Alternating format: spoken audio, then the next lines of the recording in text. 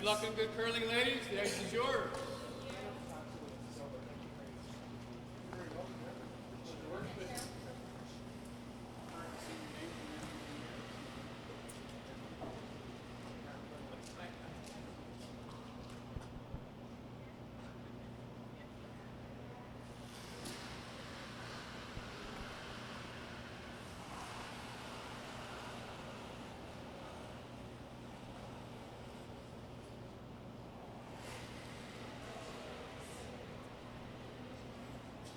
Not a problem.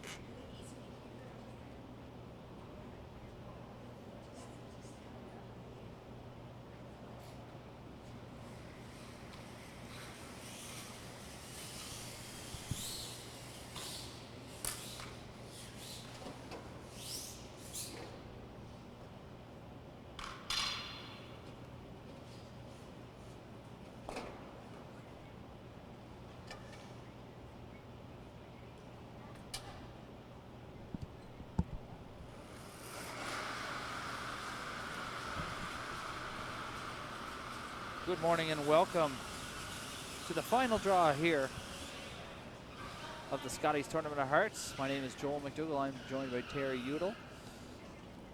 Calling all the action here between Team Brothers and Team Mattatall. And we are underway.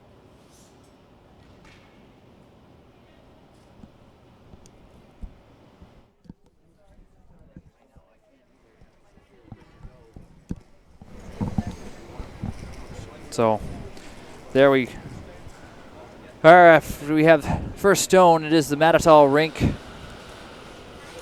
with the hammer here in the first end. For those of us joining us, we'll reintroduce myself, Joel McDougall, joined by Terry Udall, as we call all the action here for the final of the Scotties Tournament of Hearts. Winner moves on to the National Tournament of Hearts to represent Nova Scotia. Thanks for having me here, Joel. I'm happy to be sitting on this side of the glass for a change and really looking forward to a great game today. And of course, Mattatall has the hammer here in the first end by virtue of finishing first place after the round robin. And we're seeing some quick play here as the play has entered the rings and both teams just exchanging shots here. Now, is there anything in particular, Terry, you might think to see from either the typical strategy from either of these rinks here today? Well, I think we're seeing a pretty standard first end. Playing an open end is a good way to kind of get the nerves at bay, get a feel for the ice, and just get a few solid throws underneath you. So I'm not surprised to see an open end here from both teams. As we get through the game, of course, things will change, and there's a lot on the line today, so hopefully we have some great shots. I would say that Mattatall team would be very comfortable with a lot of rocks in play, and less so from the brothers squad, but they're pretty comfortable in all situations, so we'll see how the day unfolds. So on to second stones here as Joyce has her first, as they just keep trading shots. As mentioned, Mary Mattatall rink received the bye directly into the final after a top spot after the round robin. Jill Brothers had the direct spot into the semifinal after securing the second seed after the round robin, and then ultimately did win the semifinal against Teresa Brine's rink here yesterday. Here being the Mayflower Curling Club in Halifax, Nova Scotia, has been a wonderful host for both the Deloitte Tankard and the Scotties Tournament of Hearts. This is the second year in a row that Mayflower has hosted this combo event of both the men's and women's provincial championship, and hats off to them again this year for putting on an outstanding event. I'm not sure if viewers at home can see the beautiful work that is on the ice. Nice pipe and drape and some seating for the fans who want to get a more intimate interaction with the game that's happening. We have the prize table out already, and just want to say hats off to Christy Gamble and her team. Mayflower Curling Club as well, and I'm sure we'll hear from some sponsors a little bit later in the broadcast. But hats off to Christy, and I know a lot of work went into putting this on, and it shows here today.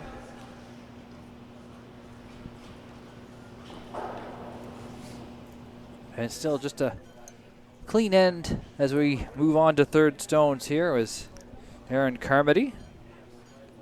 Will shoot for Team Brothers.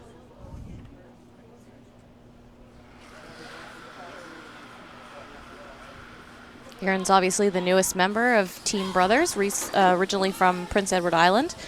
She's been to the Scotties in 2010 with Kathy O'Rourke's team, and I'm not sure if our viewers will remember, but chances are it's one that most people won't forget. But they had a great run that week and lost the final to Jennifer Jones. But a tremendous showing by that team, and Erin was the fourth thrower on that team, so she brings a wealth of experience to the Brothers team this year.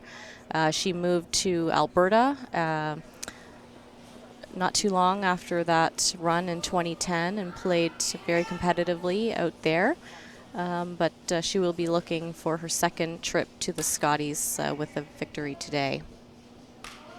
Erin, sort of taking your spot, as you referenced on being on the opposite side, as you were a member of Team Brothers last year that went to the Scotties.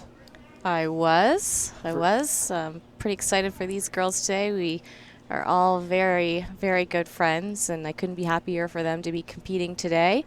And just to let the viewers at home know, it's very different being on this side of the glass and infinitely more stressful already, even as we're only here in the first end. So hopefully I will get a little bit more comfortable with this scenario as well.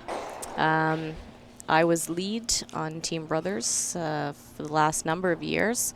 My longest teammate of Blisse Joyce, I think we calculated around 8 or 9 consecutive years that I've played with Blisse. Jill was, of course, in Toronto for a few years during that run, so she was not on our teams back then, but as soon as she came back to the province, we certainly scooped her up very quickly.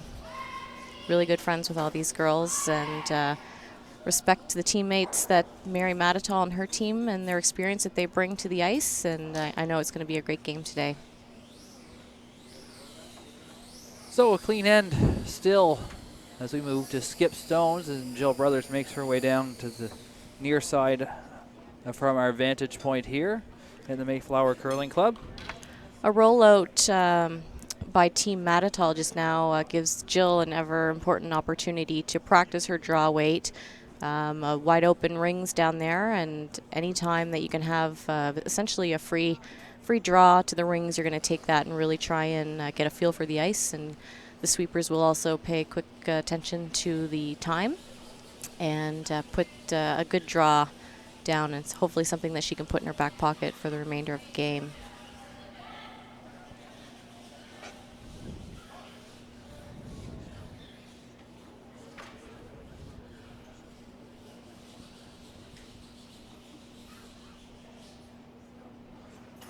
Well, that's a pretty good practice shot.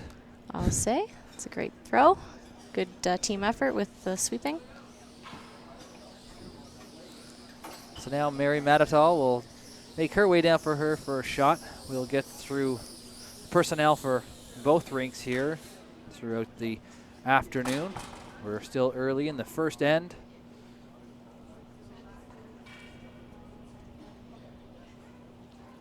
Also like to acknowledge Sarah Murphy. Sarah was on our team last year that participated in the Scotties and Grand Prairie. And Sarah and her husband Ryan welcomed a daughter earlier this year, Cameron. Sarah's playing the alternate role on the team now. However, she has played a couple games this week. And really exciting for her and her family. And great that she still gets to be a part of this team as well. Here's Mattatall's first shot.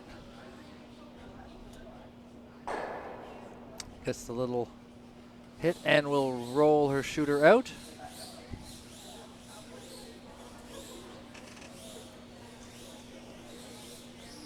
Now a final shot for Jill Brothers.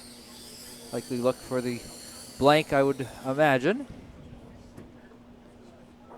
Well, Mary has hammer here, so I think Sorry. Jill will try another draw and have another practice throw at that, and then we'll see Mary attempt the rollout again.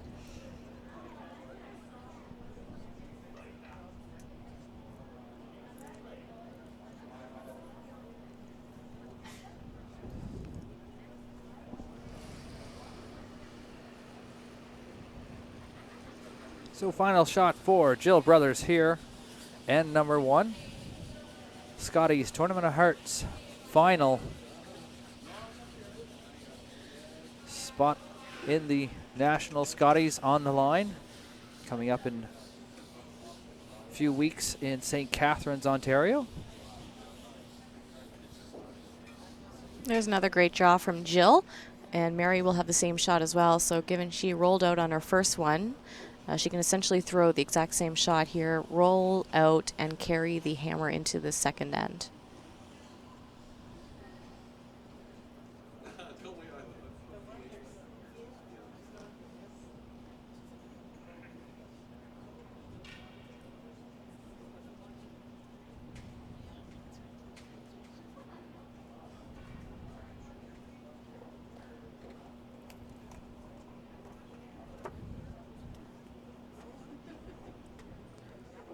So final shot here, Mary Mattatall looking for the clean end.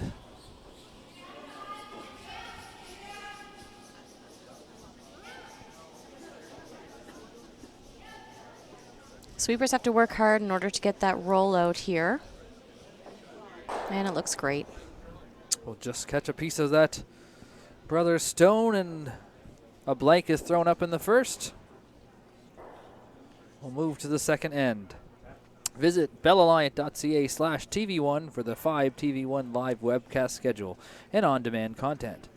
You'll also get information on 5 TV1 live events available only to Bell Alliant 5 customers in Atlantic Canada on Channel 1 and 401. 5 TV1 brought to you by Bell Alliant.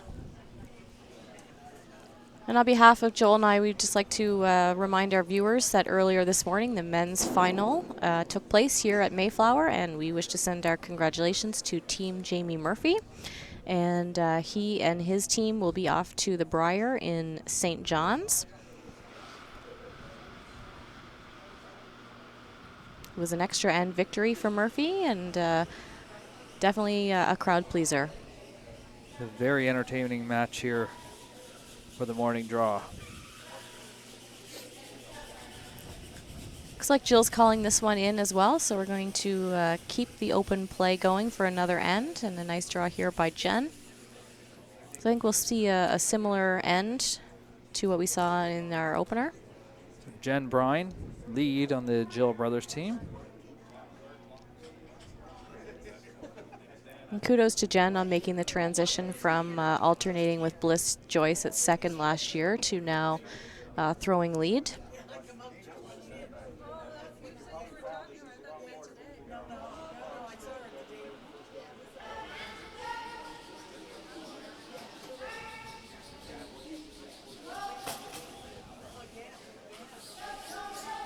And lead on Mary Mattatall's team, Andrea Saulnier is right on target.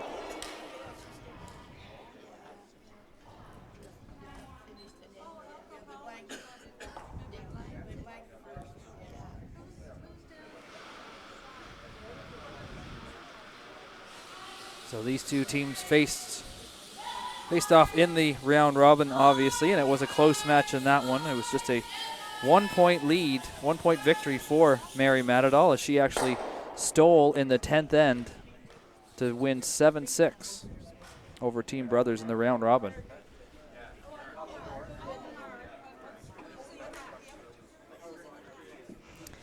So we're going to see a bit of a shift in gears here from Mary's team. She's just called a corner guard now.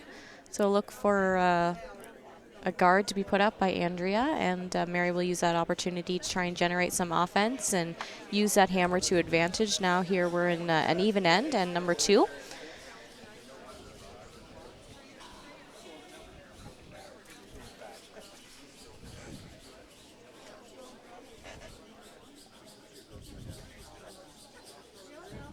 And that's perfect placement by Andrea.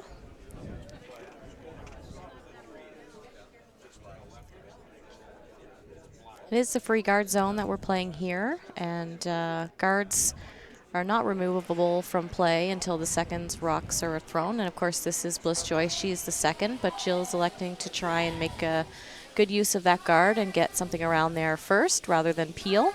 So it looks like we've got ourselves a game now, Joel. And the sweepers are working hard to get by that. As this one doesn't look like it'll have the line to get around. Crashes on that corner guard.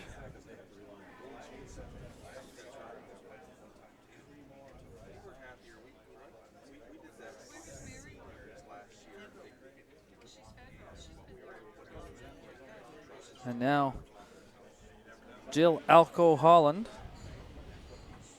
second for Team Mattatall.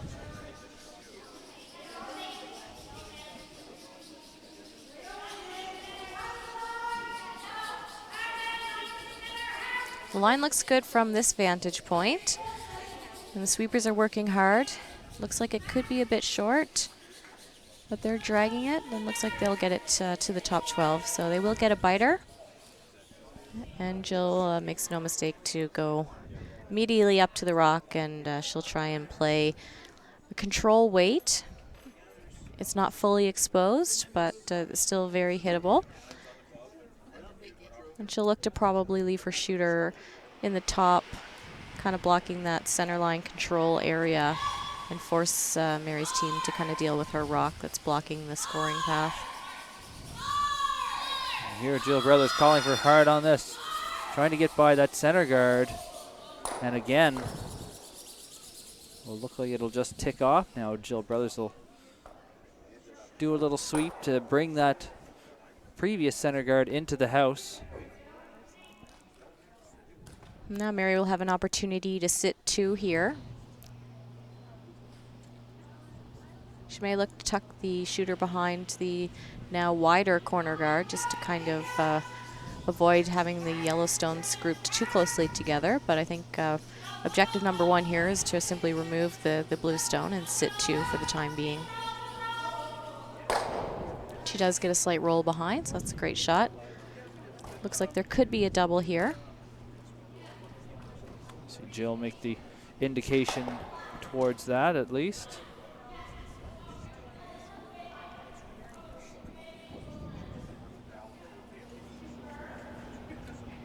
It'll be up to Erin Carmody to make this shot.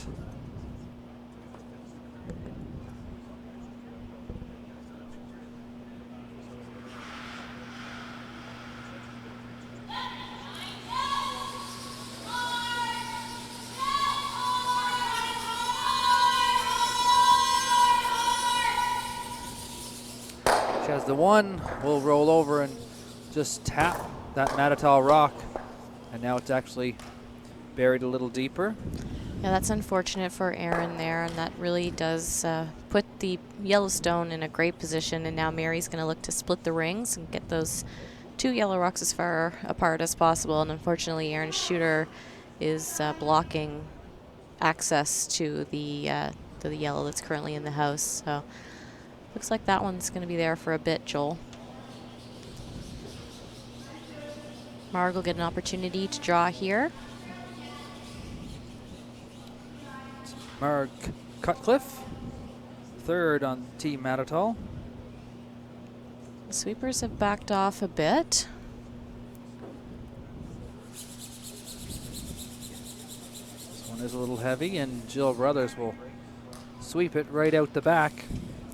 So a break for Brothers after the missed double on the earlier shot. Erin will be very happy to have another opportunity to get rid of this yellow rock.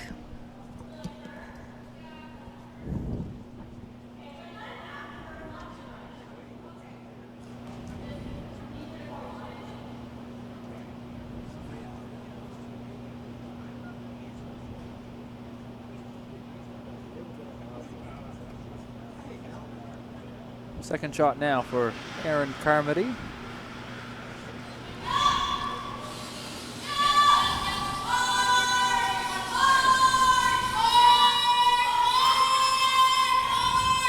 Hear the call, hard for line on this.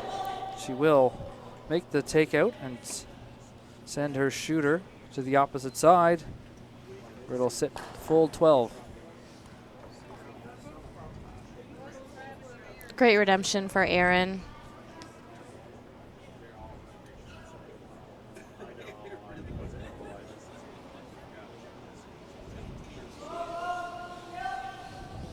And here's the second shot for Cutcliffe. Looking to remove that brother stone that Carmody just threw. A hit. She's right on target. Now an open hit from Jill. Put some pressure on Mary. An open, or rather a nose hit here will leave brothers team sitting 2. It'll be interesting to see how aggressively Mary wants to try for 2 points here.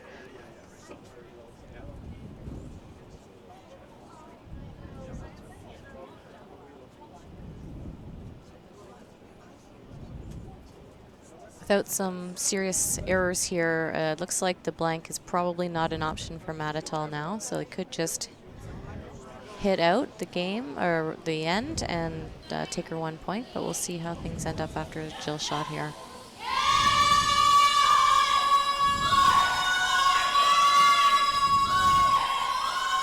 This one seems to be curling a bit in. Great more sweep. In.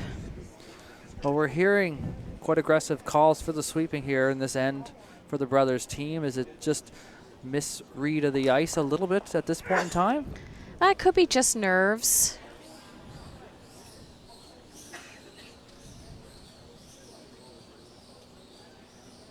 So as Mary Mattatall heads down for her first shot here in the second end. So we're still scoreless after the blank in 1. And does look like she is going to try aggressively for her 2 points here. She's choosing to go around the corner guard and try and get something buried that Jill won't have access to. And try and get what we like to call a skip or deuce.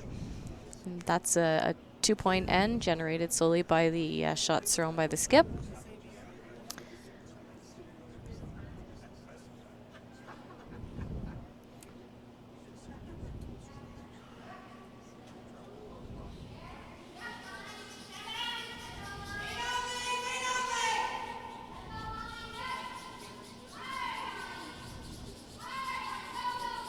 Sweepers are working hard, but the line looks good so far.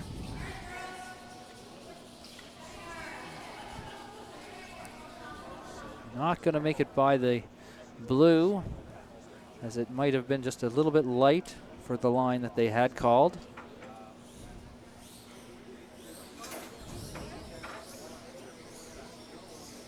So Jill's going to look to make contact with the yellow rock, maybe roll a bit towards the center.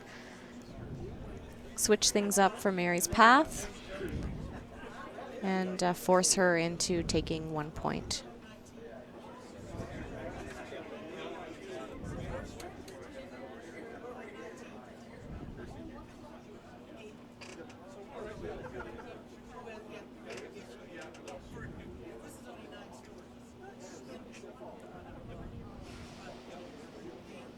So final shot here for Jill Brothers in end number 2.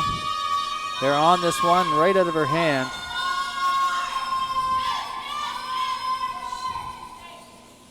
She's going to get the hit. Will roll to the outside. Of course, both of those rocks are now not accessible to Mary, so she's going to have to draw to get her point.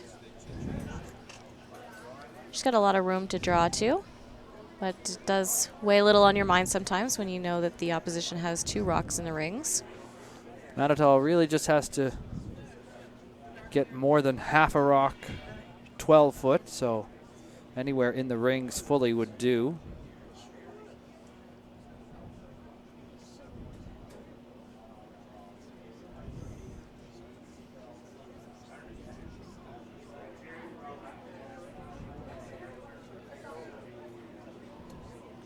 Of course, if you're Jill Brothers, you're expecting Mary makes this one for sure. You know, she's a very experienced player. She's been around the game for a long time. She's got a a long resume herself. And a draw here by Mary to get her point. Looks good. Erin might get a chance to sweep it a bit, but I think she'll still easily get her point. And that's 1 for Mattatall. So we're 1-0 after 2 here at the Mayflower Curling Club in the Women's Nova Scotia Scotties Provincial Final.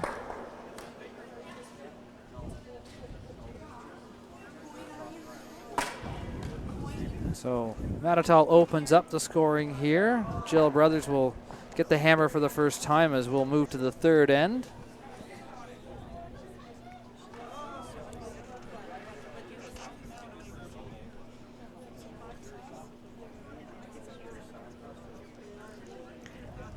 So with that point, Mattatall will relinquish the hammer, and Jill Brothers will now get an opportunity to make use of the last shot and the ability to score some points and get herself and Team Brothers on the board. We're just about set for Andrea Saulnier. Just waiting for the skipper to get into position. And here she is.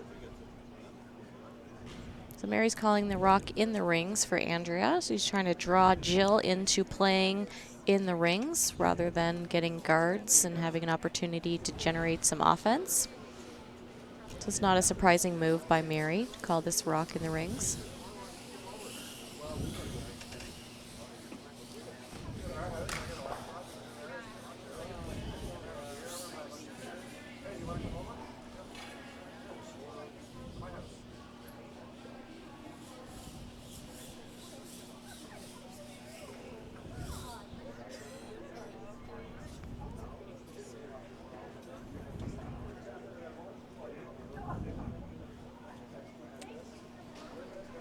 Jill Brothers chooses to ignore that shot, though, and looks like she'll go for the corner guard here, trying to set up her deuce here in the third. Yeah, Jill, it might have been a bit more tempting for Jill to go after that rock if it was in the 4-foot, but stopping full 8-foot, Jill's electing to throw the draw. This one looks like it's coming in a bit hot. And it will slip into the rings.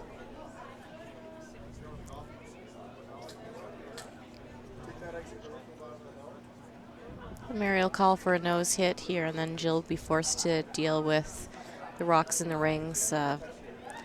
One rock in there is one thing, but if there's a second rock in the rings, I think Jill will probably elect to do some hitting.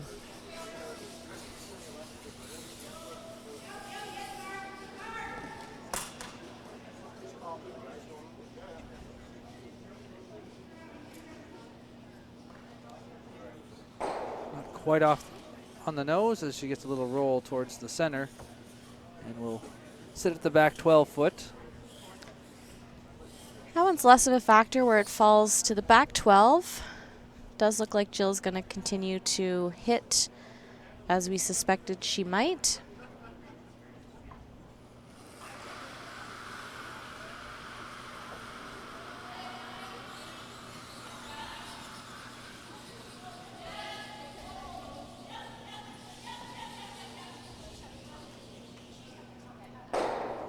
Nose hit for Jenn Brine.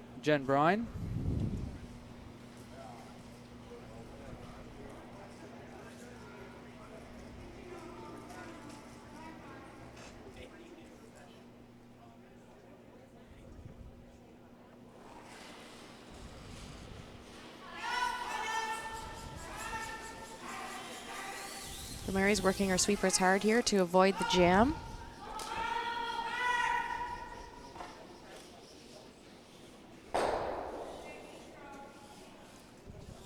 Mattatall team lies 2. They are in the 12-foot, but Jill's electing to hit this one as well. There's no need to let the opposition rocks build up around the outside of the rings. So with only a 1-point deficit for Team Brothers, they're not in panic mode by any means. So play another open end here and see perhaps if they can get something generated a little later in the end, or perhaps carry the hammer into next end. The Blisse Joyce just narrowly misses the double. Was the double wouldn't have been the call there necessarily, though. No, that Just would have been more of a happy accident. a plan B for sure. And Jill Alco-Holland with her second stone here in the third end. She'll look to roll toward the center and get some more rings.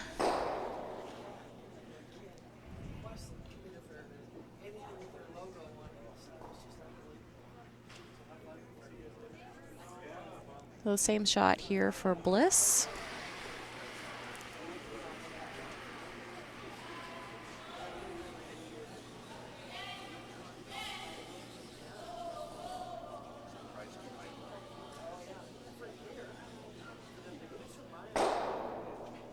And a hit and stay for Blisse Jones. Joyce.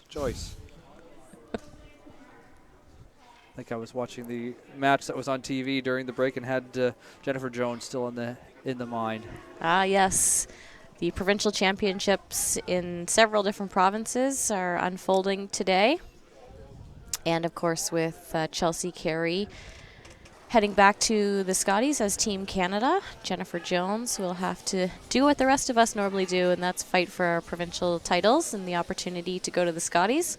Of course, Jennifer has had a long run herself as Team Canada, but she's got to do it the old-fashioned way this year and win her Manitoba provincials. And there's definitely some great competition there, especially from Team Intermission. So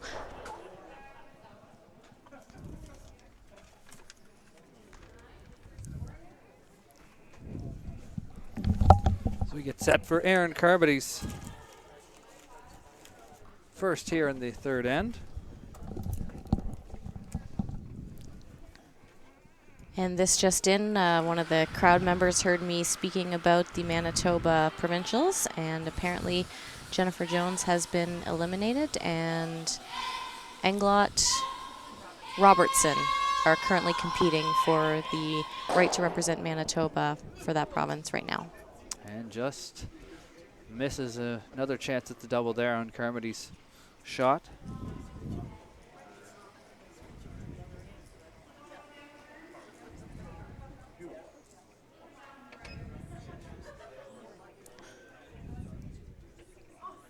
Mary's going to need a roll here if she wants to continue to put pressure on Jill by having 2 rocks in the rings, because of course we're starting to edge out further and further with each rock that goes down. And of course there is the jam opportunity in the back, or rather risk, and it looks like the sweepers are working hard, and that's what happened just now.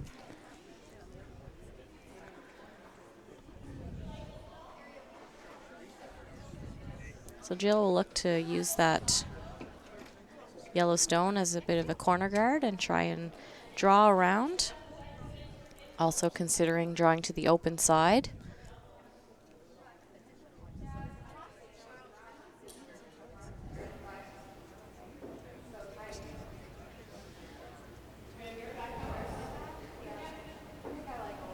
A little bit of discussion here about where they would like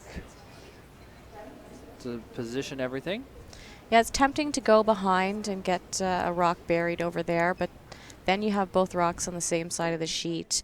You risk overcomplicating the situation, and drawing to the open side here is a perfectly good call, and that's what they'll look to do.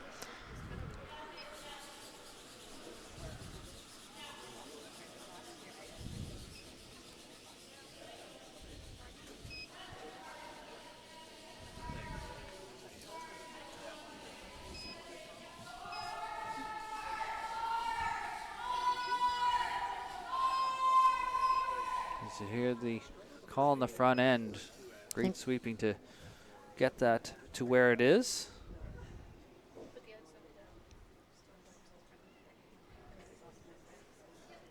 I know from my experience as a sweeper, when you have those ones that you really need to put all your energy in, it can be a great way to release some of the stress of the game and just get some of those nerves out. So a great sweep by the front end of Jenn and Blisse.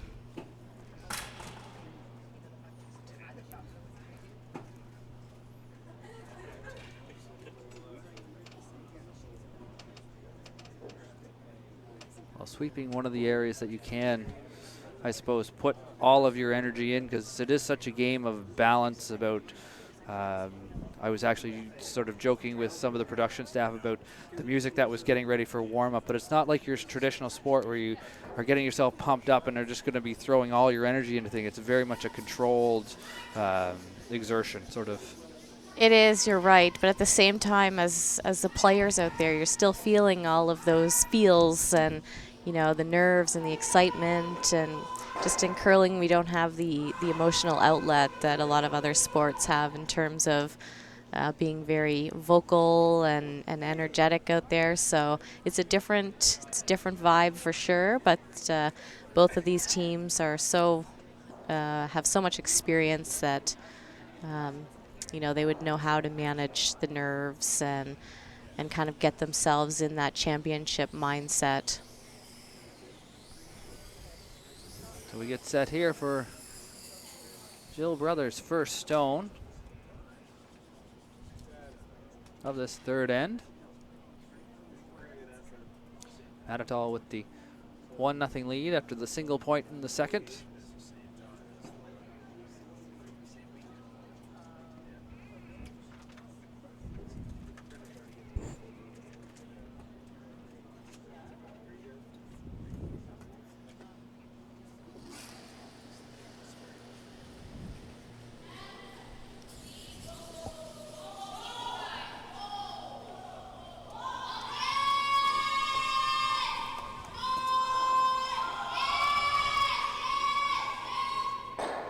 And just a little roll to the side. And Jill Brothers sits 2 with the hammer.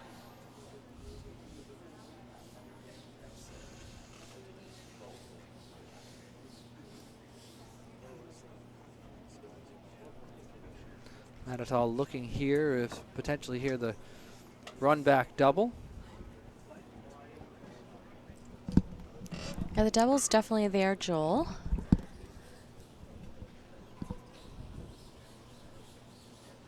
Marg's gonna step back and take another look.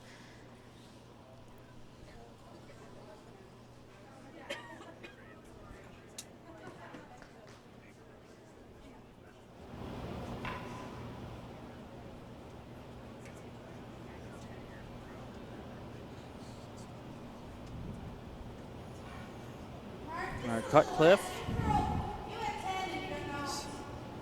Mary Mattatall asked for just a hair less ice. And she's now set for her final shot here, the third end.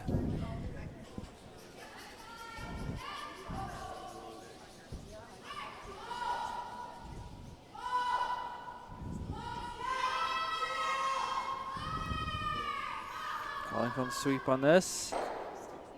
He'll get the one, but jam on the Brothers stone at the back. And now should be. Jill probably has an opportunity to draw here. Yes, that's what she's calling. The yellow stone is not out counting the blue in the back, the jammed rock. So those practice draws that Jill threw a couple ends ago will hopefully come into play here and help her put one into scoring position here and put 2 on the board. Well, this is a question I had. She had 2 draws, and I wondered why with the second one she didn't try maybe the other turn just to get a little practice at that one as well. Yeah, that's a good point. The only thing I can guess is throwing 2 down the same path gives her an opportunity to verify that her rocks are a good set, and she can take that knowledge into her and put the broom down to throw a draw on the other side later in the end, knowing that her rocks are a match set. So final shot for Jill Brothers here as she's sitting 1, drawing for her second. The sweeper's just cleaning, so it looks good. And regardless of whether she's tried it or not yet this match, another perfect draw for Jill Brothers as she shows great weight and line. So Jill Brothers will leapfrog the Mattatall rink and take a 2-1 lead as we head to the fourth end.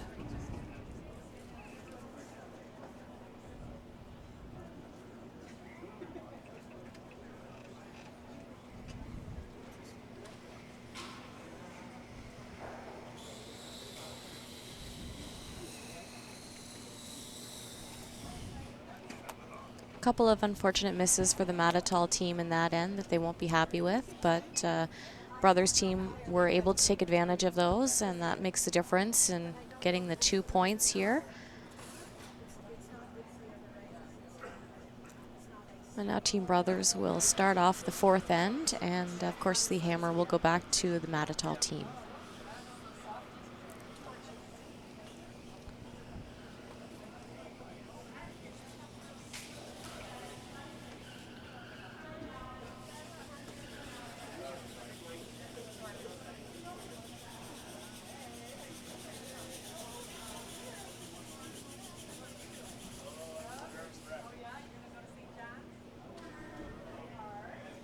As we start to see some more people file into the grandstand that is built up out onto the ice.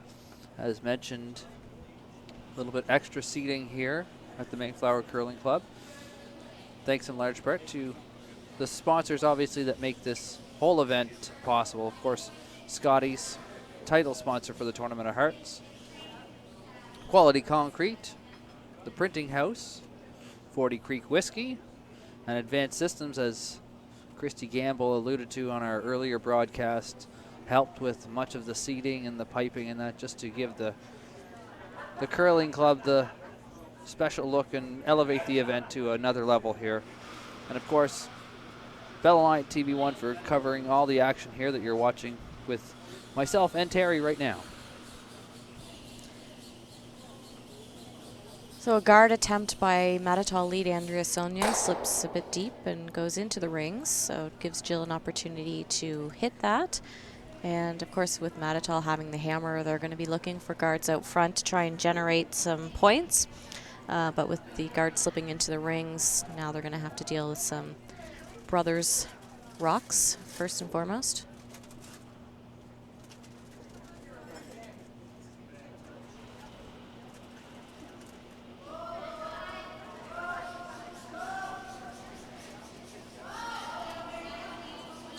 Andrea Saulnier with her second here.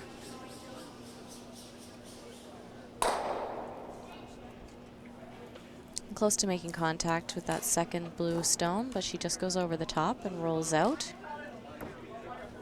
So Jill might look to advance the earlier rock thrown by Jenn, but instead she's going to just make a tight guard.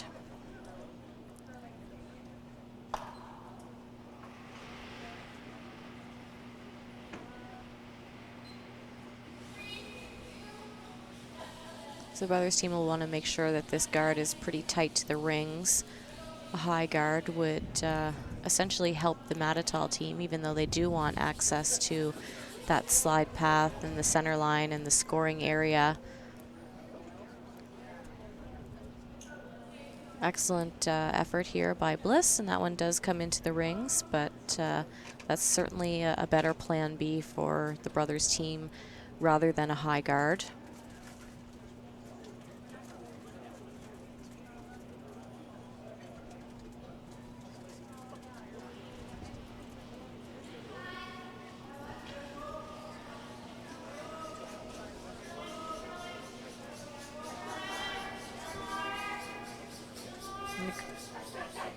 Big sweep here. Not sure if they were going for the double there or not, or to try and make contact with that second blue rock, but again, they spill their shooter. Looks like Jill's just going to replace the rock that was removed.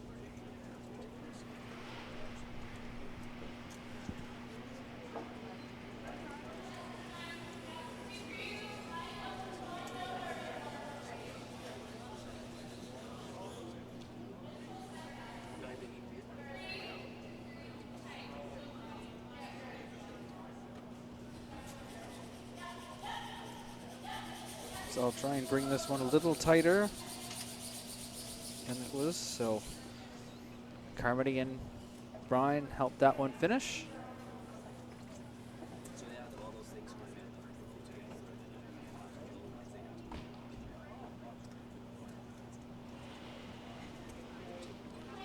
And second stone for Jill, Alco-Holland.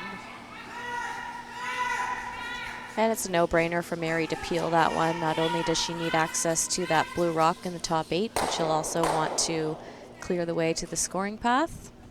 And unfortunately, that just doesn't work out in her favor.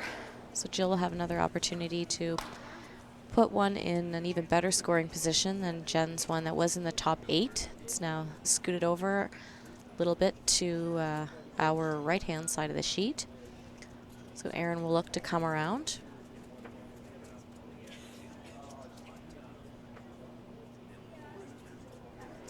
And anything really in front of the tee line would be good and block Mattatall team and their access to the 4-foot and the button area.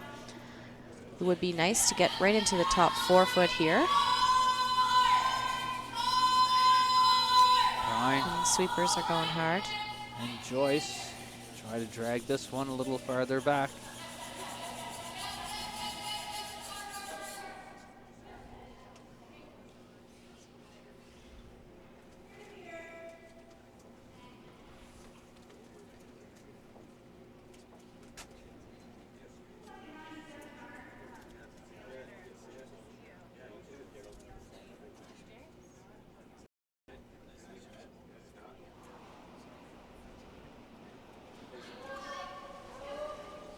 A hit called here for Marg. She's going to try and get a little bit of the inside of the blue rock and try and scoot behind and out count the blue. She will roll towards the center. I think It's she's close as to who would be shot. It does look like yellow got it. I think that's a great shot by Marg.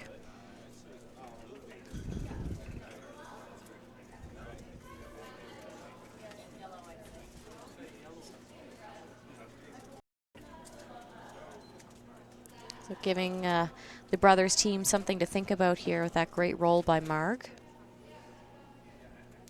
Looks like she's going to try and tap back the blue to ensure that she's out counting the yellow rock.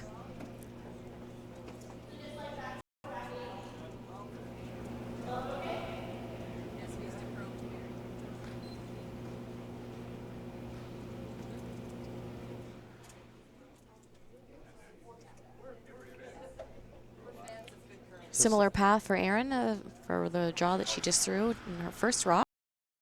Just a little bit more Wheaties needed to bump up the blue rock. Hopefully get it into the 4-foot.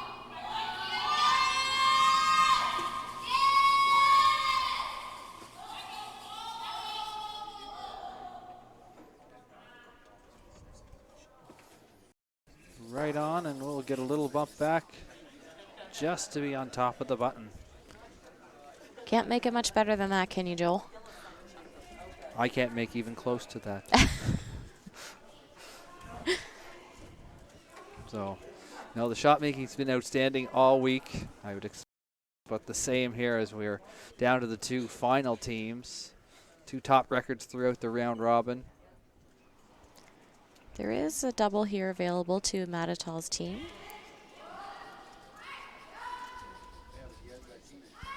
Got to play it quite tight to the yellow rock that they already have. And the sweepers are going hard, though it does look close. Looks like Marg came to play here in the 4th end. 2 great shots from her. She doesn't remove that blue stone from the rings, and it is still currently shot rock, but it's wide open now. It's being completely hidden by both the yellow rock in the rings and a guard that is in about the halfway position. So then now that brothers rock, shot rock is now accessible to Mary's team. But now Jill has to think about these 2 starting to build up. Even though she is shot rock, they are still a danger. See, Brotherson, I noticed Carmody as well, make an indication about the potential double and possibly rolling to cover that shot stone, but of course any double attempt will potentially onto that blue stone.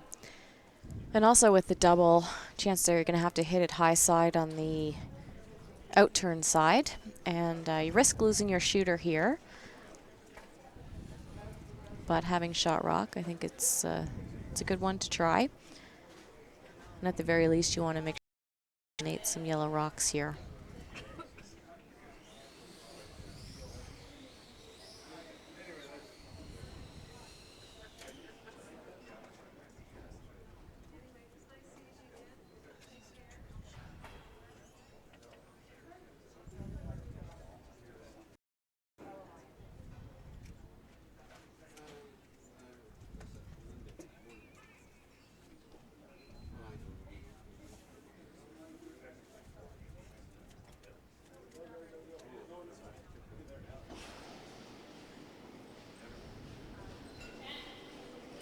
Shot here for Jill Brothers. And looks like he's coming in off the nose.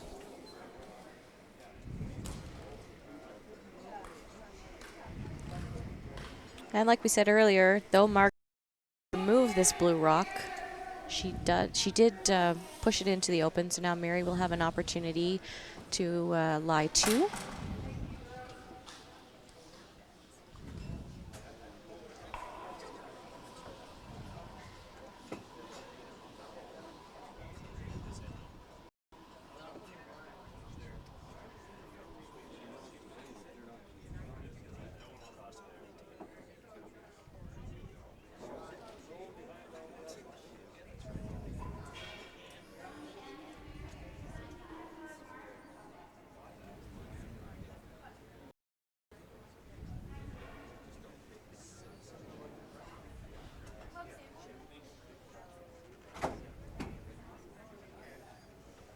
This is Mary's first rock here in the 4th end.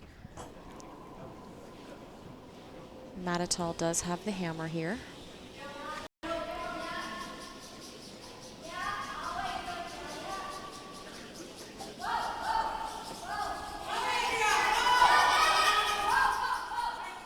They're on and then off. This is a great shot by Mary here. She has a great roll to the center and sits 2 behind cover. Her shooter is behind the tee line. It does give Jill something to draw to, but certainly 2 rocks behind cover for Mattatall's team puts them in great position here in the 4th end, and like I said, they have the hammer. So the pressure's on Brothers now. Another option is they could eliminate a yellow rock by playing a similar shot to what Jill threw on her first one. Basically, you're handing over the deuce at that point, but play like it is in this situation, there is some thought to be given to that option, and I think that's what they are discussing now. Although we have seen some stellar draws from Jill this game, so I would guess that she does have some comfort with draw weight, and I guess they're just trying to make the best decision for them here in the 4th end. And it looks like the call is to run back the blue, eliminate a yellow stone for Team Mattatall, and give Mary a draw for her 2nd point. Might be tempting to draw in here and try and outcount one of the yellow stones to be shot rock, but the Brothers team is just determined that the risk of that at this stage of the game, with only 1 point spread between the teams, that it's not necessary, and that they're going to take this less risky shot. So perhaps later in the game they would maybe look at the riskier option just to... Well, Brothers up at this point, so they shouldn't be feeling any panic. So I do like this call from Jill. The hit and roll out, lose the 2 there. Shooter will remain just outside the rings. Mary will just need to, oh, sorry. I was just going to say, and as you mentioned, it'll be a relatively open draw for 2 and Mary Mattatall. Anywhere in the paint.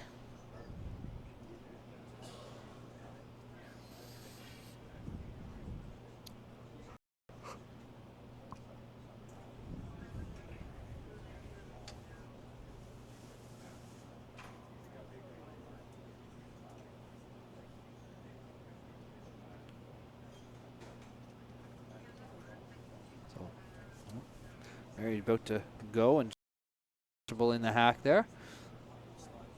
Yeah, these are the ones that you want to take your time with. Not that you really want to rush any of them, but sometimes when you have an open draw like this, it can be easy to count your chickens before they hatch, I guess as the saying goes. But even though it's a relatively routine shot, you still want to give it the time it deserves. And Mary just resets in the hack, and looks like that was for a good cause.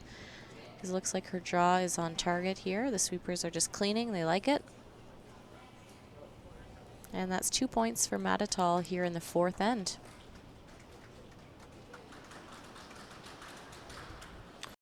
Oh, back and forth we'll go. Now a 3-2 lead for Mary Mattatall as we'll head into the fifth end. Remind everybody that we will take a short 5-minute break after the fifth end for curlers and commentators alike. Just 5 though, and we'll be back for the second half of this Scotties Tournament of Hearts final between Mary Mattatall and Jill Brothers rinks.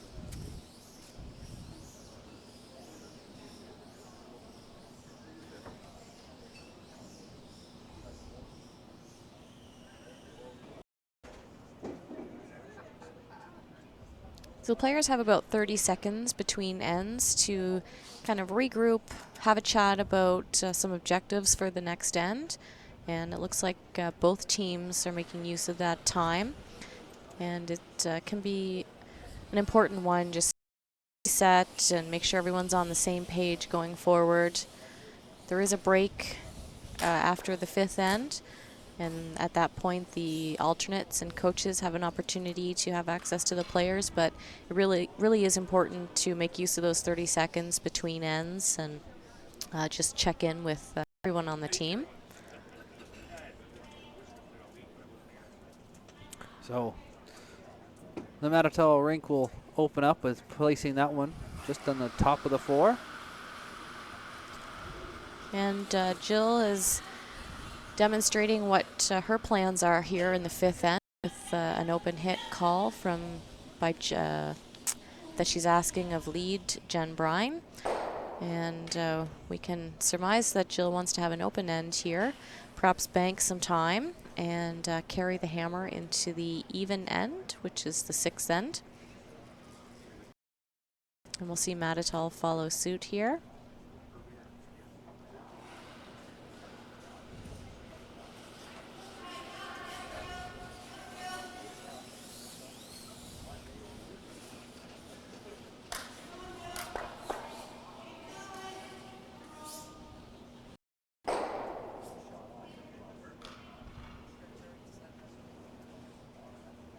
And with that rock rolling to not a very good position in terms of blocking Jill's access to the scoring path, she will take the opportunity to attempt a corner guard and use that and the free guard zone to generate some offense here.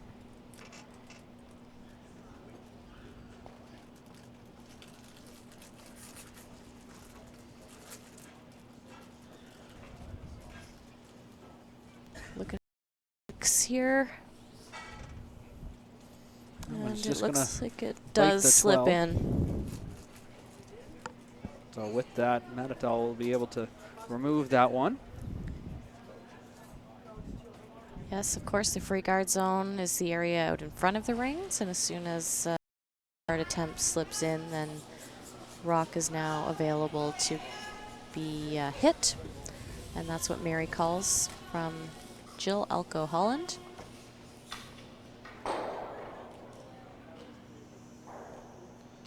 She will bump on her own. Sticks around. Does just nibble. So now Jill has a decision to make. It's getting a little bit later in the end, although not too late, but she could continue with her corner guard strategy and trying to build up something to hide behind and generating some offense, but she does call in the rings here from Blisse. So Blisse Joyce with her first stone here on the fifth end. Mattatall with a 3-2 lead.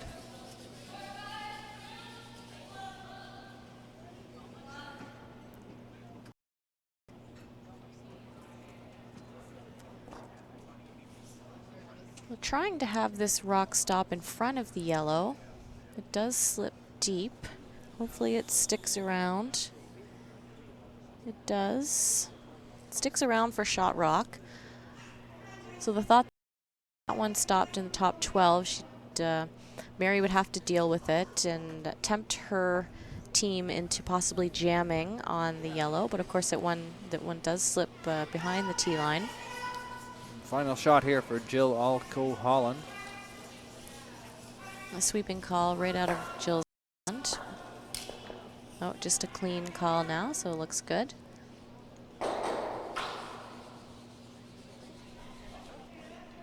And she loses the shooter.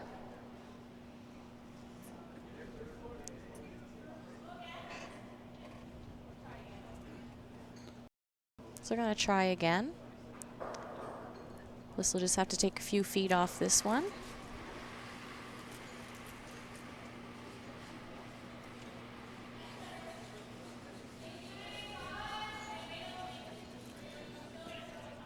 Final stone here for Blisse Joyce. This end is still taking shape. A couple little miscues have opened up a sliver of opportunity, but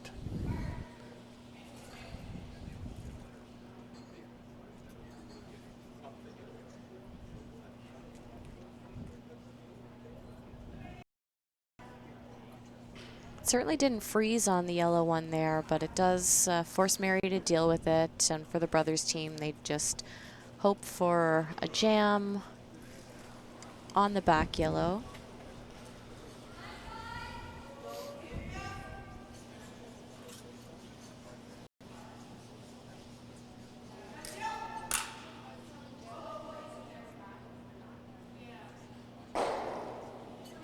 Great execution by Marg on that one. Avoids the jam, sits 2. And brothers team with the hand using 2 yellow stones.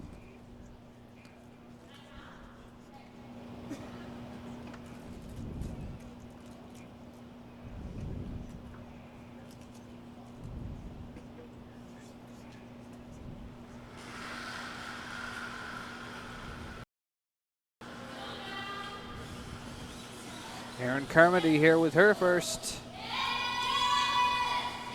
Calling for the sweepers. They'll nose that one.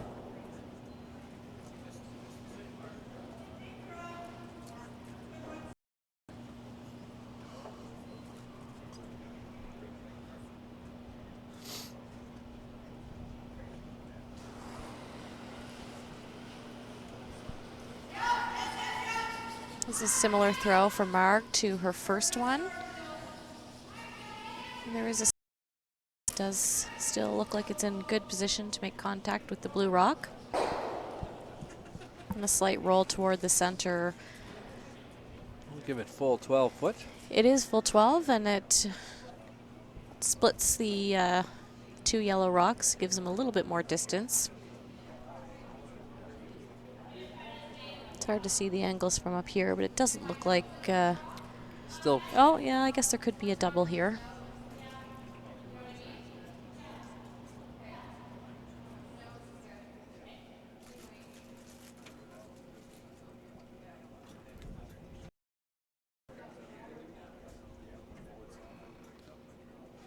Jill was also looking to check to see whether a nose hit would leave the blue rock shot stone. Not sure what her decision was at that point, but we'll see once Erin's rock comes to rest what the situation looks like. Again, relatively open. Jill does have the hammer here. Gets the first hit. We'll roll a little in front of the other yellow stone. And out of play. And now Mary's deciding where to put her second yellow rock. And deciding to go pretty much as far away from possible as the yellow rock that's already in the rings to eliminate any possibility of a double.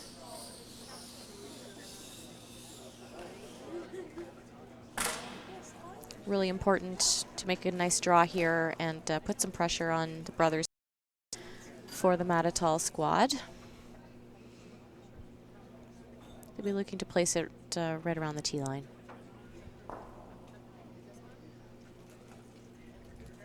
So first shot here for Mary Mattatall. Fifth end here. Scotties Tournament of Hearts final.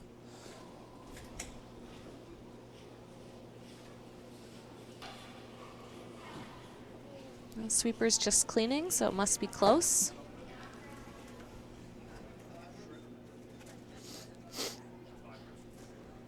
Now they are. So they're waiting for this one to come across a little bit more by the looks of it. And it will come to a stop in play.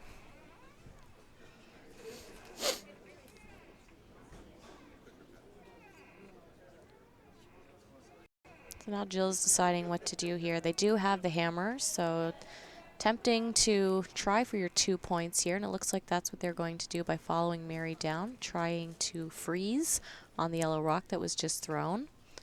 They will have just watched the path that Mary threw. And been all over getting a time on that one, so a good opportunity to try and generate 2 points here. So Jill Brothers makes her way down to the near end, just below our vantage point here at the Mayflower Curling Club.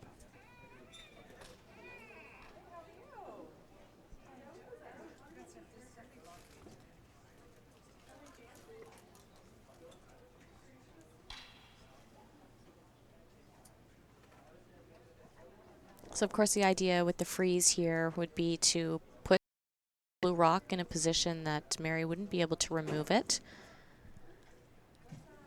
And try to generate 2 points here in the fifth end. Brothers team's down by 1.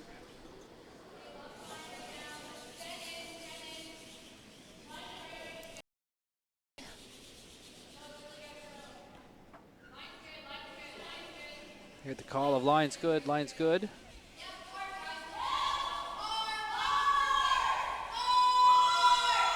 This one The sweeper's trying to drag it back as far as possible. Not quite frozen.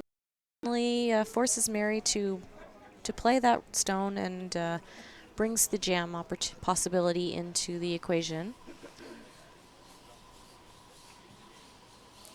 Would have liked that one a little bit closer, but it does still do its job of the yellow stone.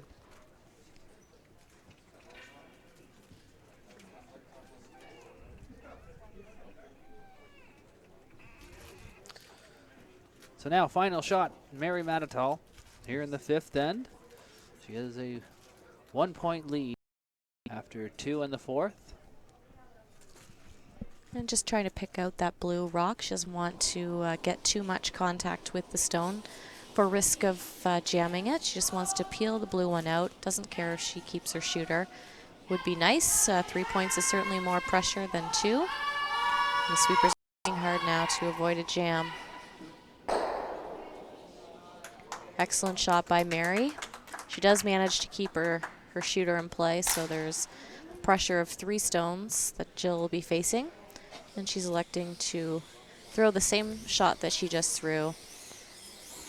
And she's now able to use the stone that she was trying to freeze on in her previous shot, and she can use that as backing now.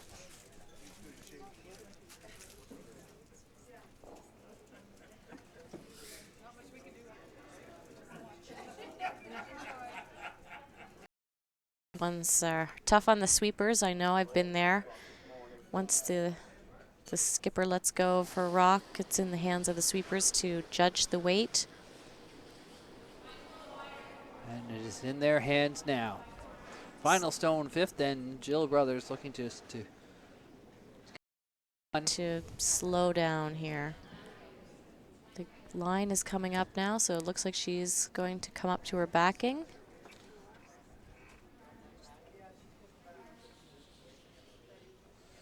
And that will do it. Just nudge that yellow stone, and it'll be 1 point for Jill Brothers, and we'll be all square at 3 as we'll take a little break after the 5th end here. We'll be back for the 6th end in just about 5 minutes.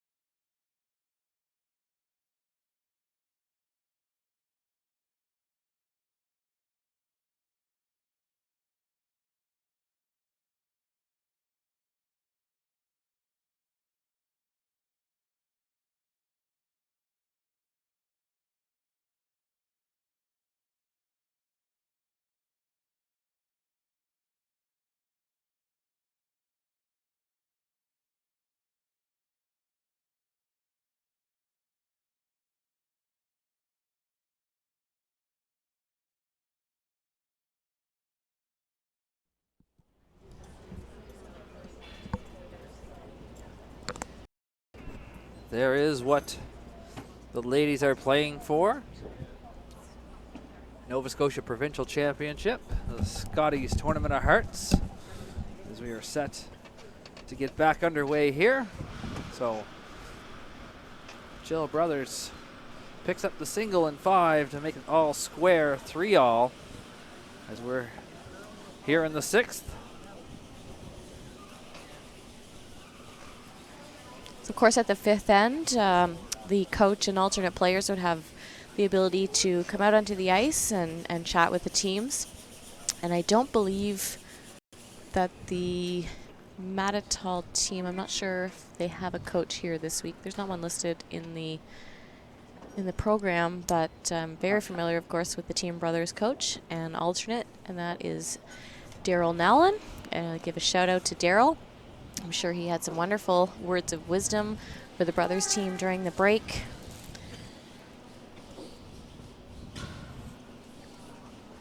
Just trying to think. I thought I had seen. No, I thought I had seen a listing, but.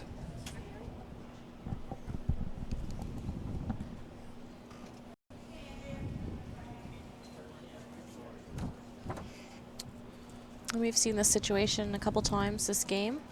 Little extra nerves with the amount that's on the line here and the guard attempt slipping into the rings. Little extra adrenaline going through the veins today. Now we're moving into the second half.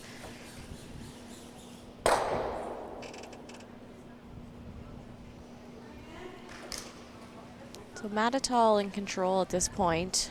Here in the 6th end, tie game with the hammer.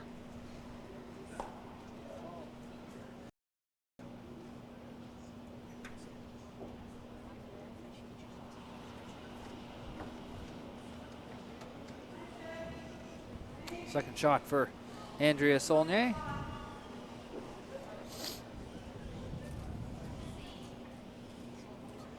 And the sweepers aren't touching this one either.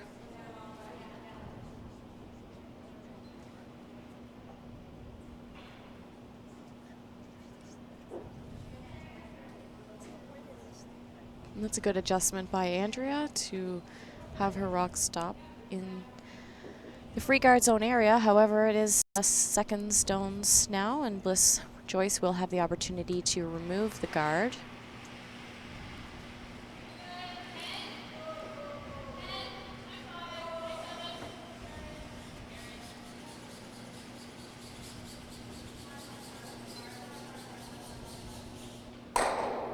And a nice peel by Blisse Joyce.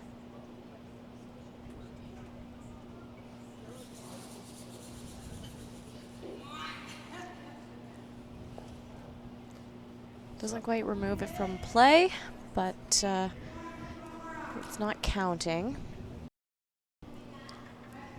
So Team Brothers sits 1. And Jill Alco-Holland with her first here. And 6th end.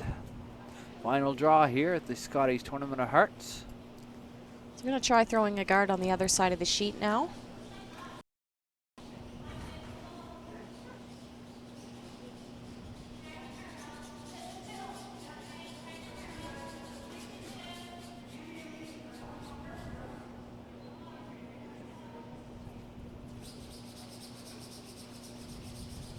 And a nice guard by Jill.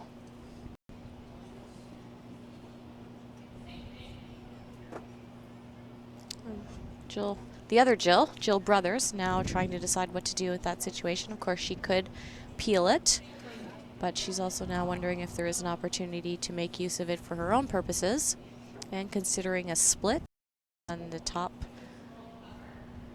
blue.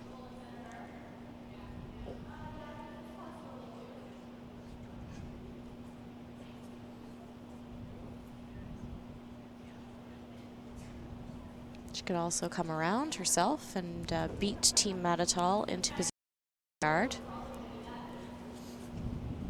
What do you think she's discussing Well, coming down to that one? She's worried about the peel attempt going into the blue and possibly jamming the yellow rock that she would be peeling into that blue. She certainly doesn't want to have that happen and have a free counter for Mattatall team. That's the risk in playing the peel. And then, of course, if you peeled it the other way, you'd risk throwing it into your rock in the top 12. So it looks like a draw, possibly front.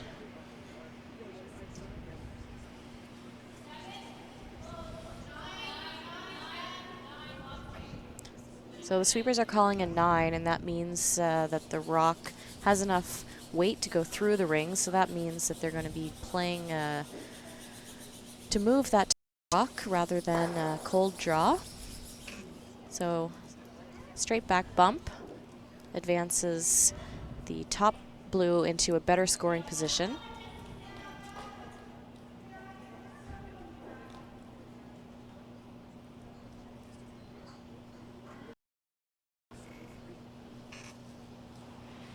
Now Mary Mattatall looking for a double from Jill Alco-Holland. Here is her second shot.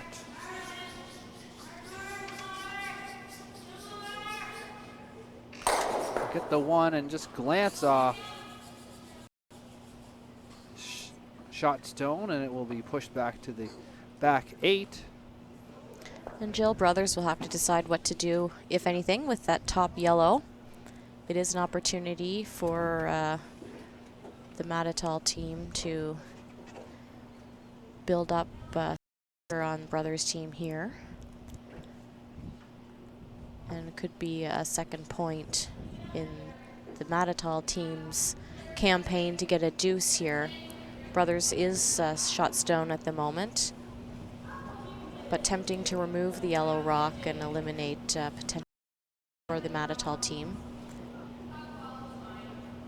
Instead, they're electing to draw in again. It's quite risky to play that top yellow one. There's some jam potentials. And with Brothers already sitting one, if they tuck another one behind the corner guard, as long as they outcount that top yellow, put themselves in pretty good position. And here's the first shot from Erin Carmody. They want to make sure that this is in front, too deep, and Mary will definitely on it or have access to a hit. And it does look like this one is going to slide deep.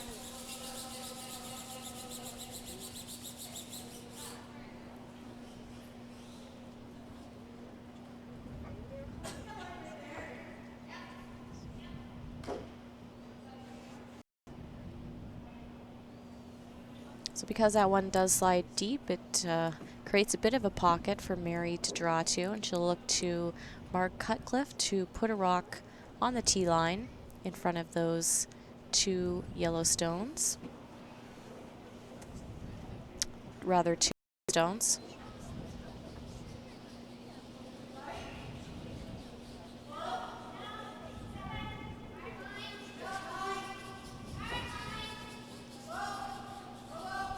And the sweep call is on and off, so it must be close.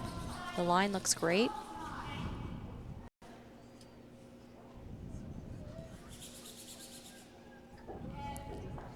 And it does make perfect use of the pocket created by the blue stones.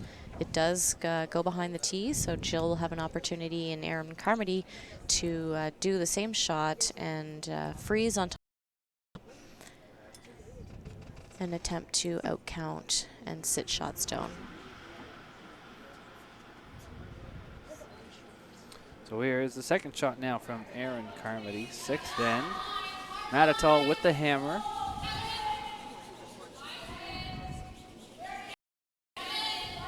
This one looks good as well.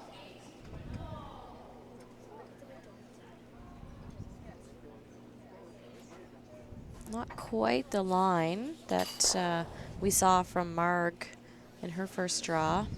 So unfortunately, the tall team can use that. I'm probably going to consider throwing a hit at this point.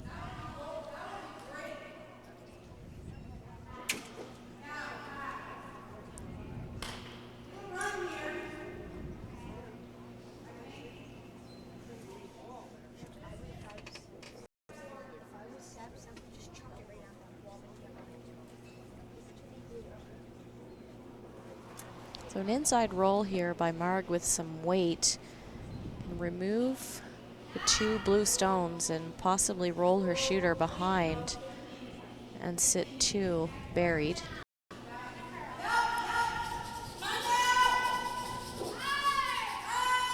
See Saulnier and Alco-Holland down this one, that little bump.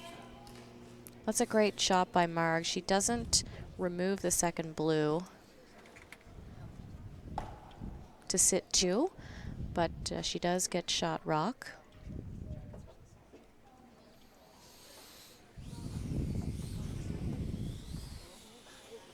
And the freeze game continues here into skip stones for Team Brothers. And Jill will look to freeze on the yellow rock in the 4-foot. Outcount the Mattatall stone and put some pressure on Mary to not only score, or rather not only get 2, but to score it all.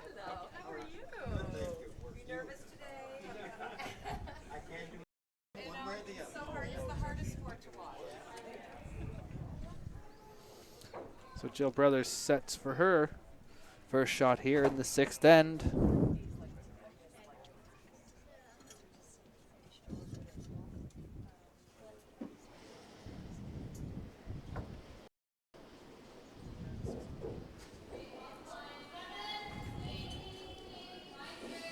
Just a clean call from Erin Carmody in the rings. Well, now she's getting the sweepers on it. Trying to keep the line here. It's by the front yellow. We'll just catch an edge of that yellow shot rock to sit 3rd. That one, she won't be pleased with that. It over curled on her.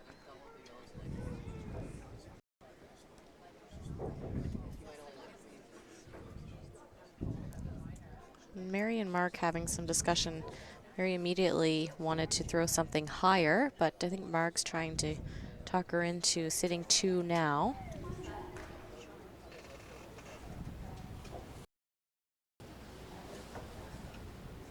Here we can hear what they discuss.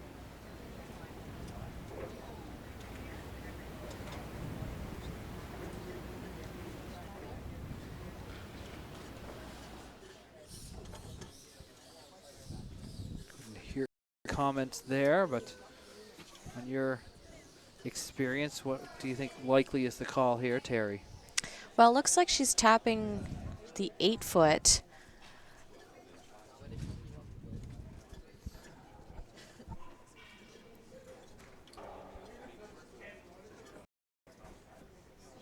Just exercising some patience here and not needing to sit 2 at this moment.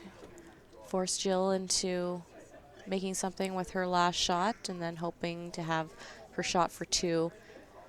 Kind of almost protecting her now is her primary objective with this rock rather than trying to sit 2 and leaving things relatively open. Well, Marg is tapping the top 4, so it looks like they are trying to bring it in a little deeper and sit 2. Hear the call, hard for line. Saulnier and Alco-Holland. May get caught in the same situation that Jill just experienced where the rock over curled on her. Mary doesn't quite have the weight in this situation either.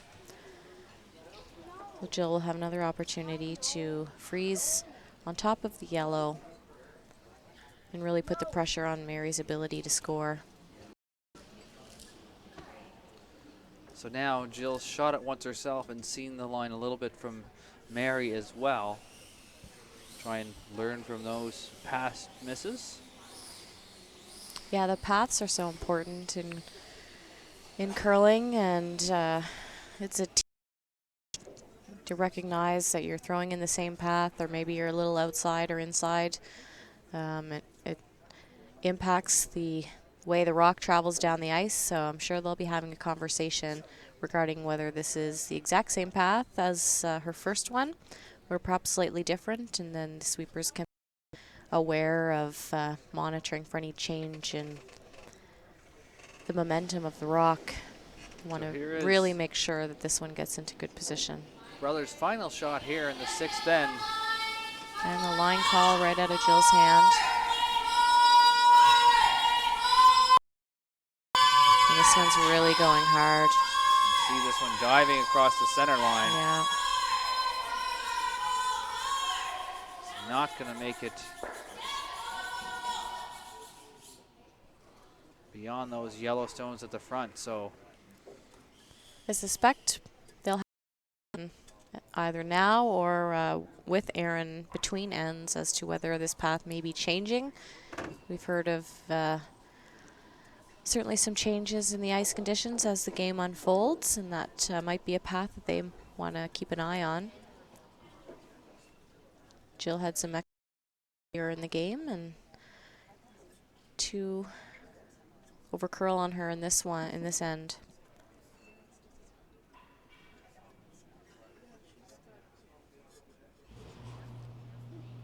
Mary needs full 4 here to get her 2 points. 1 for sure. It's always a nice feeling.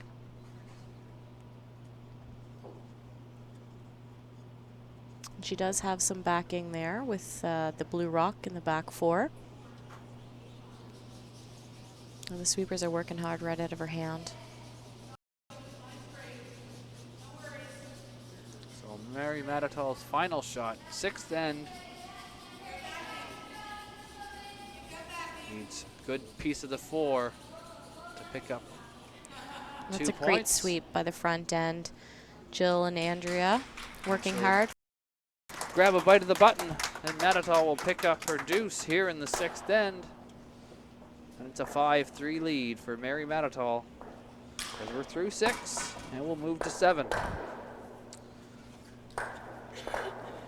Take a moment to remind everyone to watch Inside the AUS for a weekly look at players, coaches, and administrators that make the Atlantic University sport the ultimate experience for the student athlete.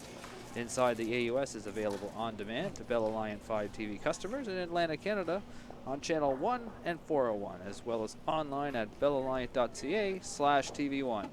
5 TV1, brought to you by Bell Alliant.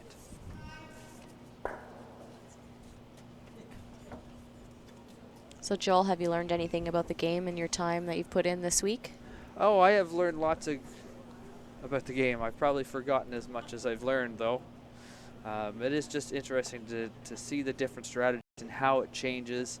I think this week, actually, I've noticed more of the subtleties of how you approach setting up the game as you go along, and the difference between trying to pick up 2 in an even end versus how you set up for possibly going for the 2 in an odd end. Of aggression that you might use in that. And how about any changes in the difference between the men's game and the women's game? Seems much more an aggressive game on the men's side. For example, at the beginning of this match, you noted that very common, to try and have a clean the first one. Whereas this morning with the men's game, it was right out of the hop. And Thompson and Murphy are both a bit aggressive teams on the men's side as well. So, and then that comes as well too with just the different abilities to make different shots. The men's game obviously more of the ability to throw the heavy high one to clean things up a bit more dramatically. Yeah, so. you're right on with that. 2 very different games for sure between the men's and the women's.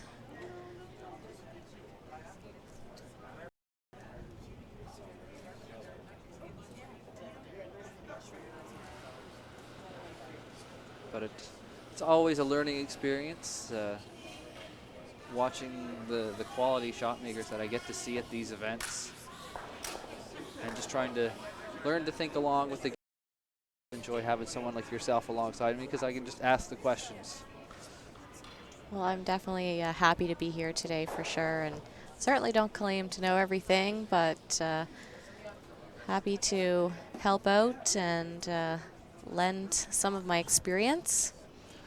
Well, that is one of the things, is that there's never, not that there's never a clear, definitive way that you say each shot should be this when you go down. There's always options, and it comes so much to the different makeups of the teams. If the particular shooter at that point in time is more comfortable with a particular shot to set up the end, it dictates what's going to happen versus in this situation you should always do this. You're absolutely right.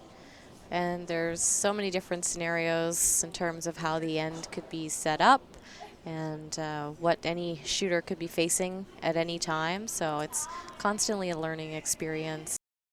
The game certainly keeps us all on our toes no matter how many years you've played. Well, Jill, recognizing that she's now facing a 2-point deficit here, working to get a corner guard set up with Jenn Brine, and nice come around, freeze. Count one in behind the guard here, but Mattatall certainly not letting up.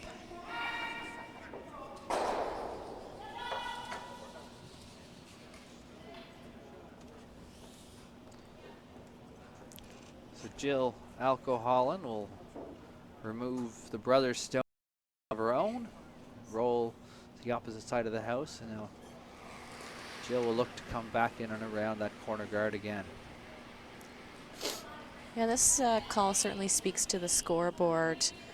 Earlier in the game, I think we might have seen Jill playing a hit on one of the yellow rocks that's in the rings, but really important now for Jill to do some offense generation here, try and get something going, get a 2-point end, and try and even the score up. So she's kind of forced into ignoring those rocks for now. And great draw by Blisse Joyce. First step in that campaign.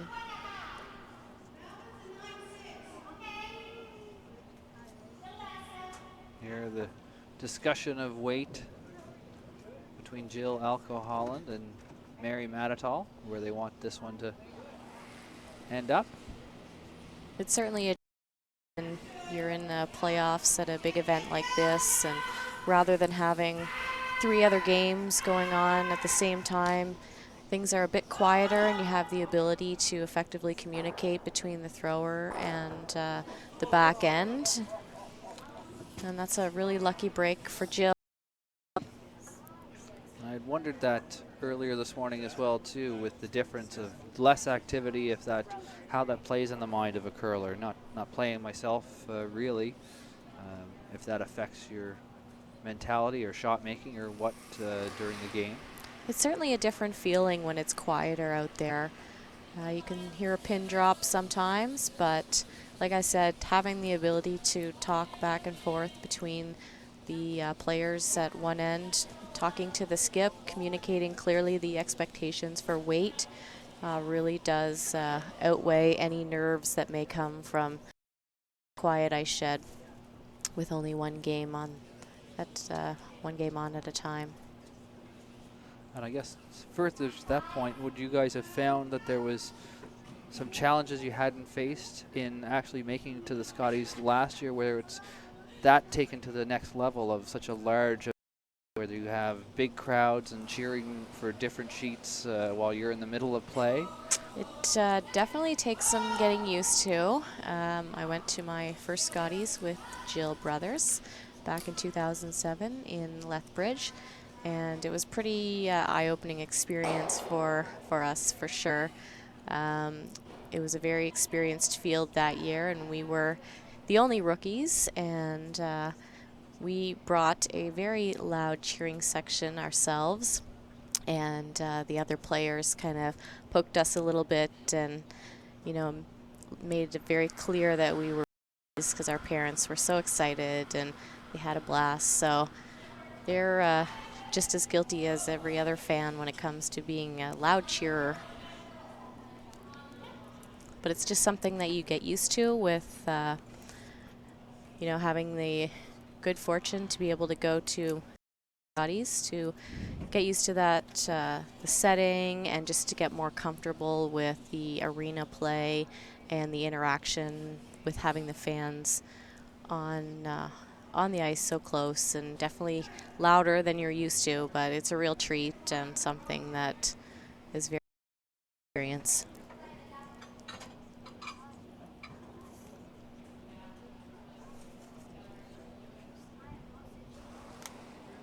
So some rocks in play here. Brothers trying to make use of the Mattatall yellow rocks, try and generate some points, but some good execution here by Team Mattatall.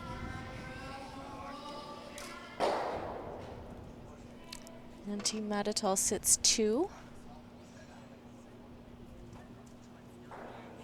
So lots of rocks in play for Team Mattatall.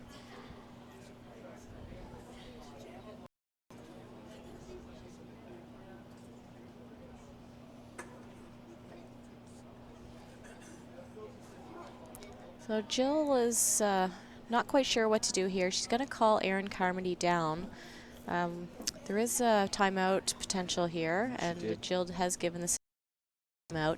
Each team has 2 timeouts per game, and should we move into an extra end here, another timeout opportunity in that instance. And because the timeout has been called, coaches and alternate players have access to come out to the ice shed. So we'll see appearance from Daryell Nowlan here now to give some advice to Jill in this situation.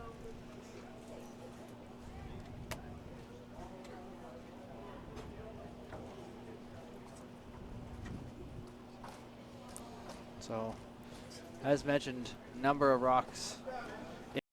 This is a difficulty, a little bit of having the coach make their way down to the far end of the rink. And it does take Daryell a little longer than normal this week. Unfortunately, he suffered an Achilles tendon injury, and he is wearing a boot to contribute to his recovery from that injury. So it takes him a little longer to get to the other end, but I have to say nonetheless, here he comes. I have to say he's making considerably good time considering he's in a walking boot. But he looks very handsome, and I'll just take the opportunity to point out that at his request.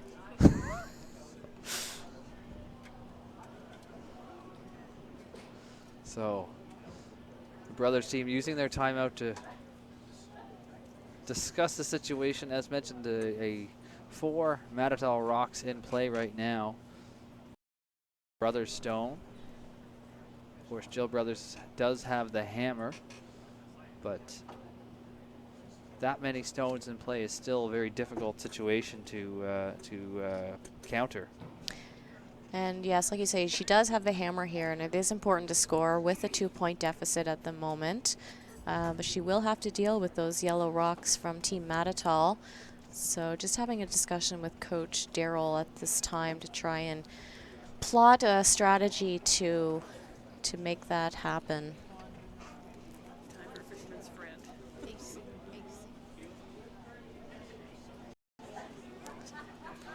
So that'll do it for the timeout. Carmody will head down, take her position here. Get set for the shot. So it looks like a hit and roll is likely called here, and we'll see which way the roll is go, but my guess is that it's going to go broom side and possibly sit in front of the yellows that are grouped on what's our left hand side of the sheet. Try and draw play away from the center and perhaps have an opportunity to throw at the yellow on the center line, in the 4-foot on one of Jill's throws. There is the hit.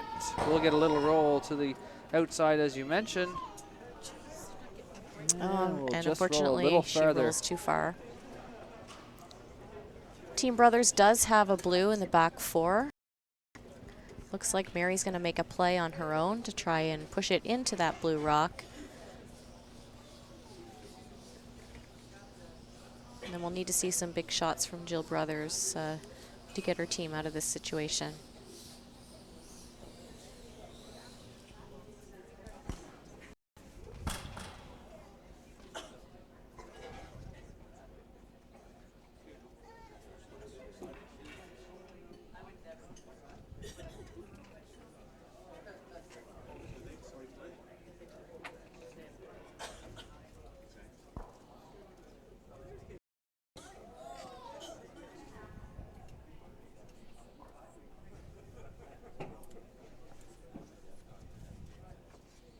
So first shot here for Mary Mattatall.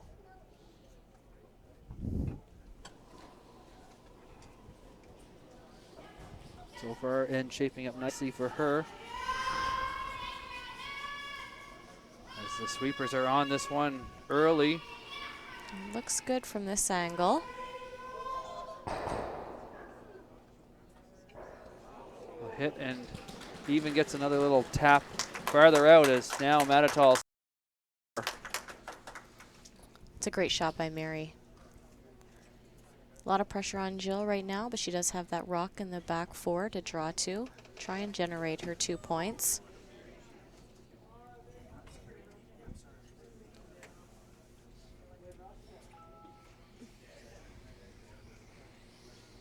We saw coming back this way in the sixth, Jill having a little bit of difficulty finding the right weight and line for her draw, but we've seen her make 2 or 3 perfect draws back this way. And is that the direction on the ice help you or hurt you?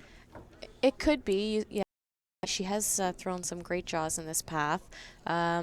Hopefully the sweepers will remind her that she does have some backing there, so she can, you know, even with a little bit more weight, a slight bump on that rock in the back four is still a great shot from Jill, rather than being a bit late as she was in the last end.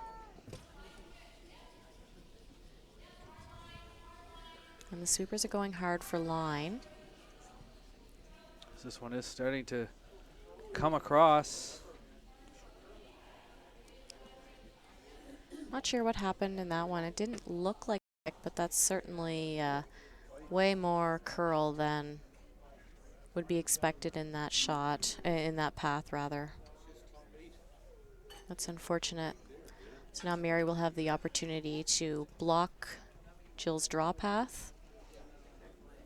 And team in big trouble here in the seventh end. Saving grace for Jill is that she does have hammer.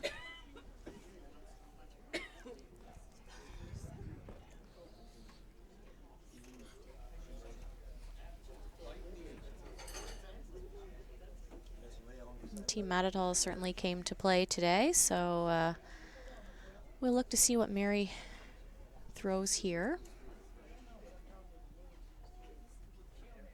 Anything in that path to block Jill's draw would be ideal. It could be tempting if the line looks good to put it in, but there's already quite a few yellow counters in the rings, so putting another one is maybe not the top objective, rather just blocking the draw path. And you'll see Mark tapping the top of the rings, so they're not looking to put another rock deep in the rings, just trying to block the draw path. The final shot for Mary Mattatall will. And that's exactly where she wanted it. Looks great. And the crowd likes it in here.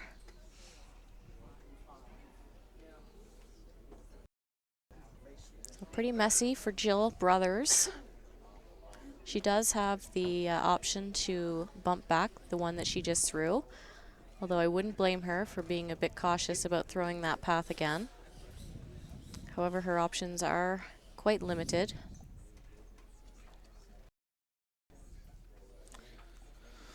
Looking like either trying to draw in that port that she just indicated or tapping back her own. Yeah, looks like she's gonna draw. I mean, like I said, the options are pretty limited, so she will need to get full 4.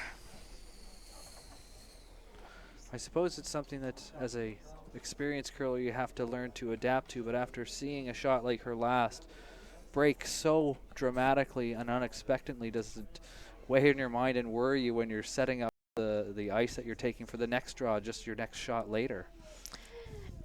It definitely does. I mean, we tell ourselves that you have to park your last shot and move forward, and you know, Jill's been in many big games, and I know that she's trying to do that, but in a game, and I know it's got to be weighing on her a little bit, but hopefully she can forget about that and have a nice draw here and get one into the top 4. Final shot Or the here 4 for foot. Jill Brothers, try and secure her single point in the 7th end. This one's needs to start to curl.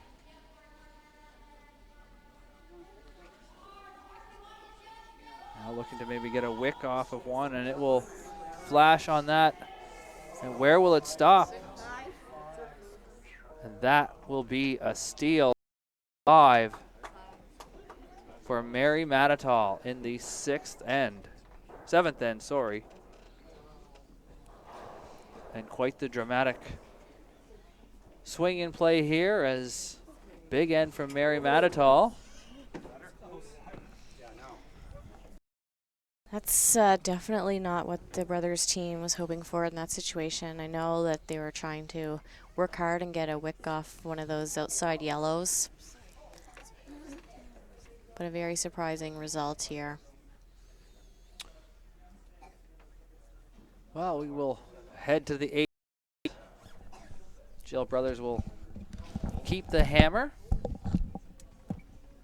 but in a very uphill battle now with 3 ends left to go. And Jill Brothers will be down by 7 as it's a 10-3 lead for Mary. I'm joined once again here this afternoon by Christy Gamble, who wears a number of hats. One is skip for Team Gamble, but in this instance I have her here as she's host committee chair of this event. So thank you for joining us again, Christy. Well, thanks, Joel.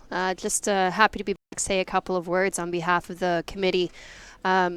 We've had a really great event this week. It's been fabulous. We've had lots of great fans, lots of volunteers who have made this happen. And I wanted to come onto the broadcast for a couple of minutes just to give a particular thanks to our title sponsor, Scotties.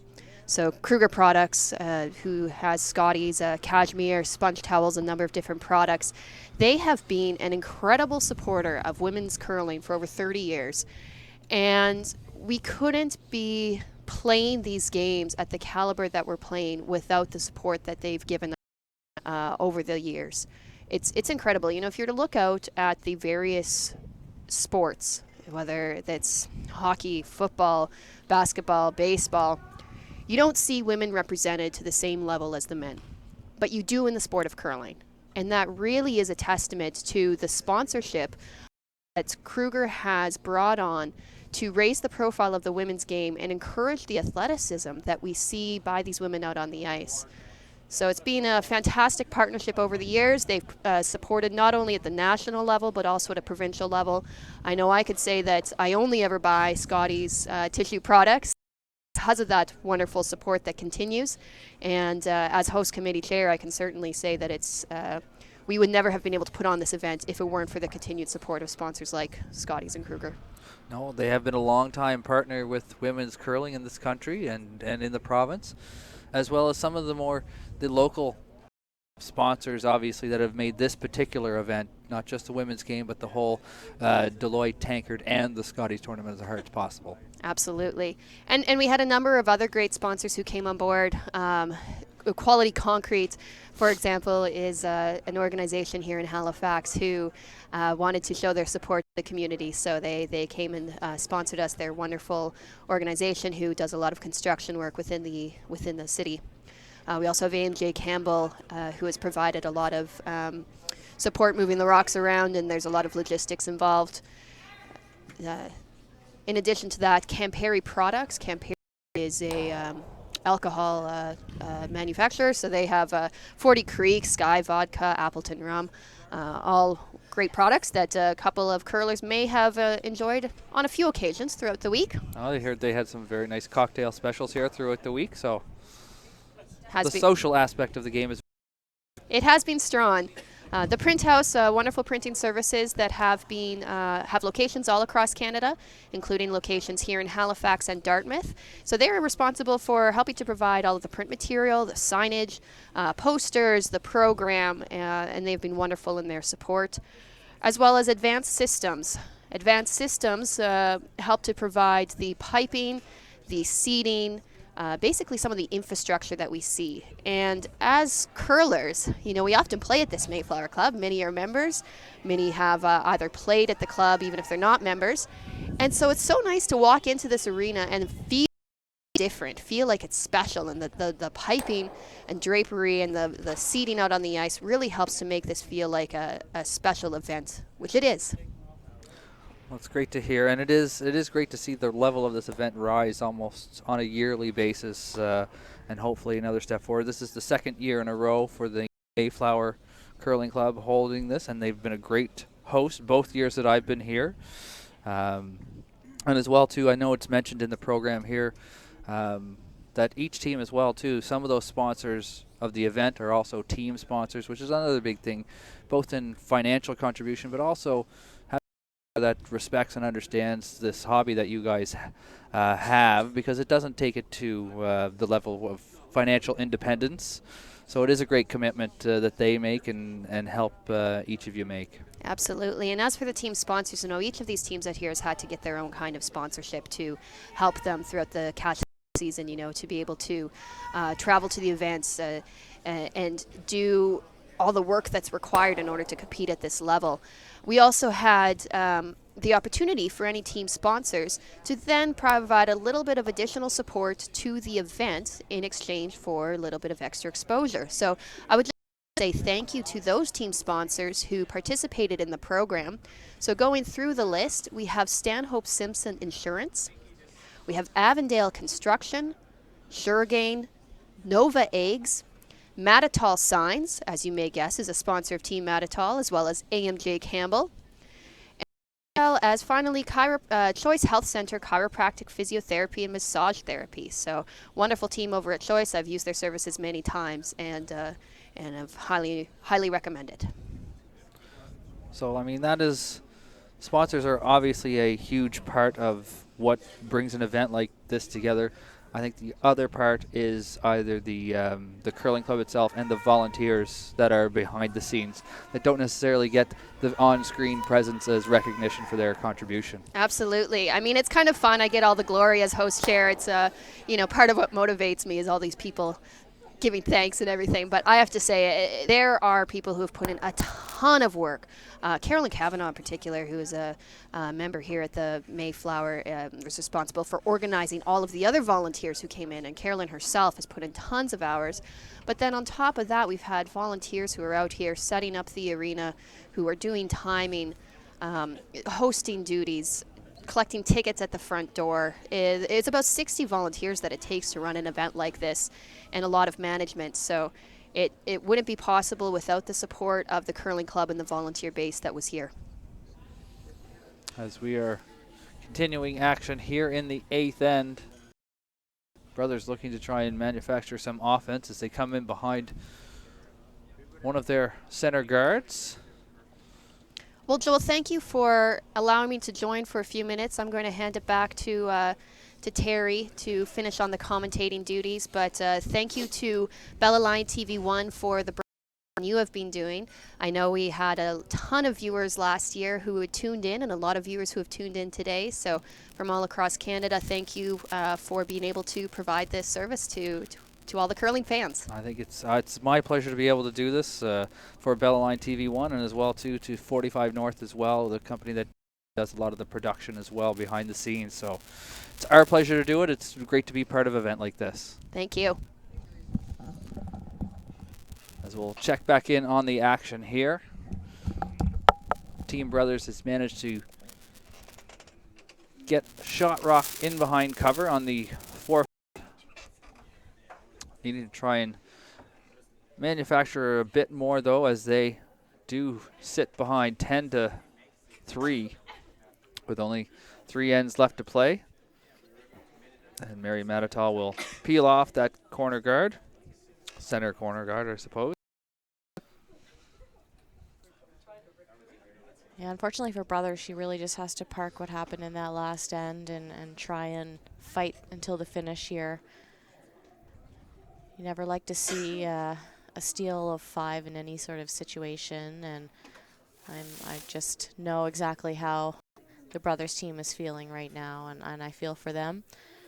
but not to take anything away from Team Mattatall. They set the end up well, and they certainly got a gift from Team Brothers in that regard, with Jill siding heavy on her draw attempt.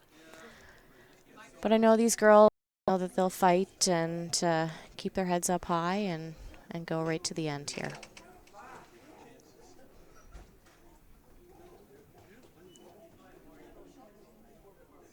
Jill now just looking to split the house here a little bit.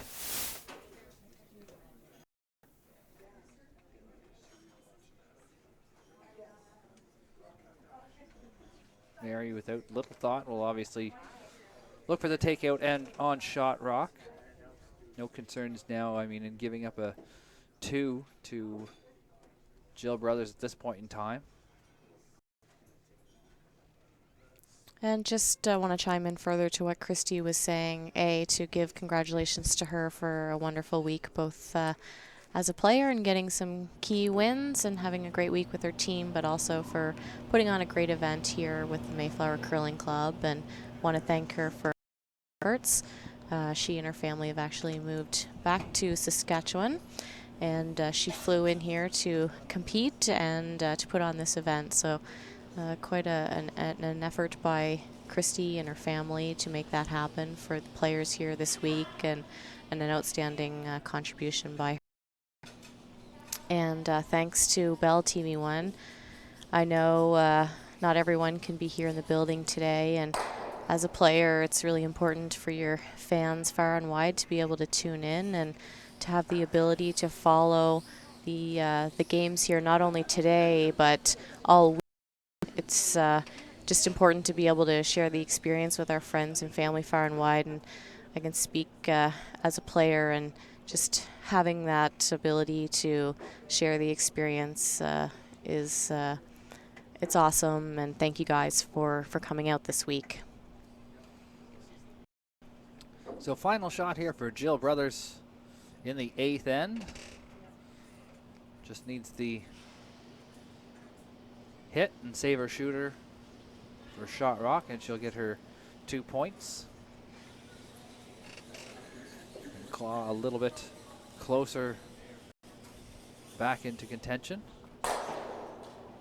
And it's been that sort of afternoon for Jill Brothers, as she'll hit and roll out and just pick up the single to make it a 10-4 lead, and that will do it. That'll be handshakes, and Mary Mattatall with the championship will move on to St. Catharines and represent Nova Scotia at the Scotties Tournament of Hearts. A great week by the Mattatall. They were top all week and earned their way into the final, and they certainly came to play today, and congratulations to all 4 of those ladies on a well-deserved trip to the Scotties Tournament of Hearts. Heartbreaking right now for the brothers team. It's so difficult to, I think, lose in this fashion, or just anyway to end your this way, to come so close. Absolutely.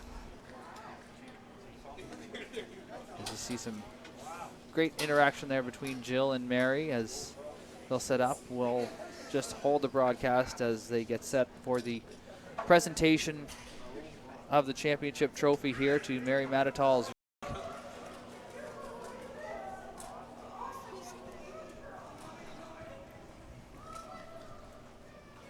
So we're looking back at that. I mean, a close matchup. It really just was the case of untimely missed shots, which are really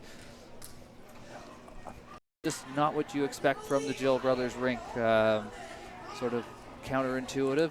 Just open the door wide open, obviously, for Mary Mattatall.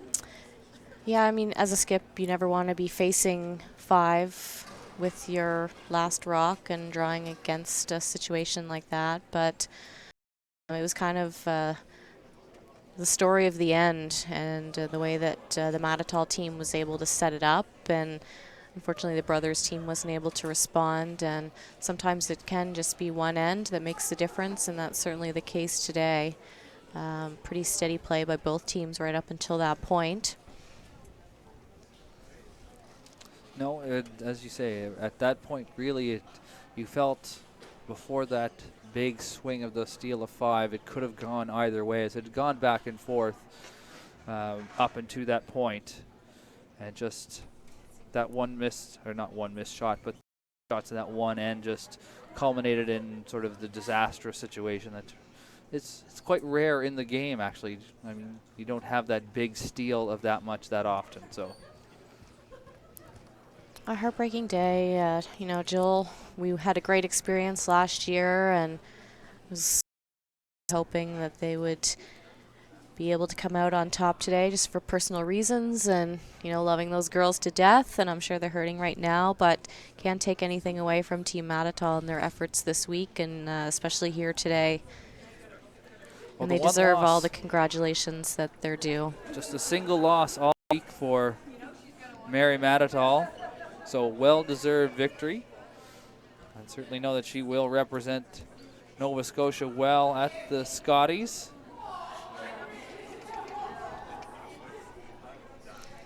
And we're just a lot of congratulations to Mattatall right now as we set up for the presentations.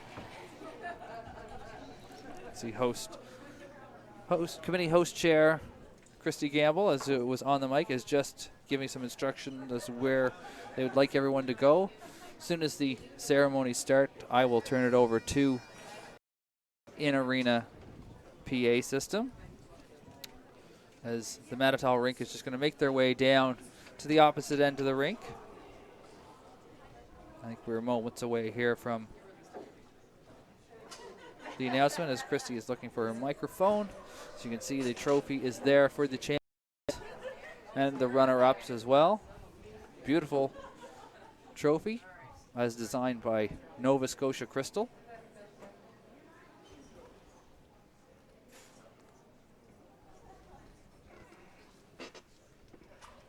So once again, I'd like to take this opportunity to thank Terry for joining me here this afternoon.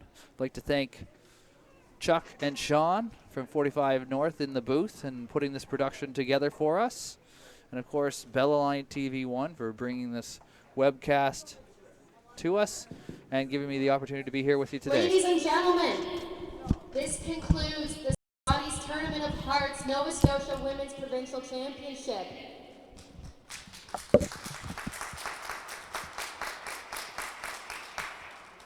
Please stand as we welcome the Nova Scotia curling representatives, Kathy Daryell and Harry Damon. And as we welcome Team Mattatall as they march down the ice, let's give them a big round of applause.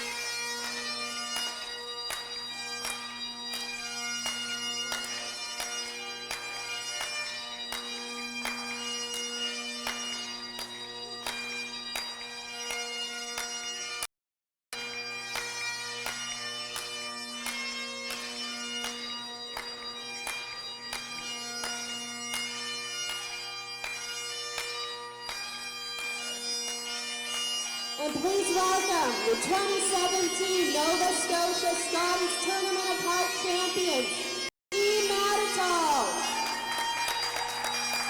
Lead Andrea Saulnier. Second, Alco-Holland. Third, Cutcliffe. And to skip, Mary Mattatall.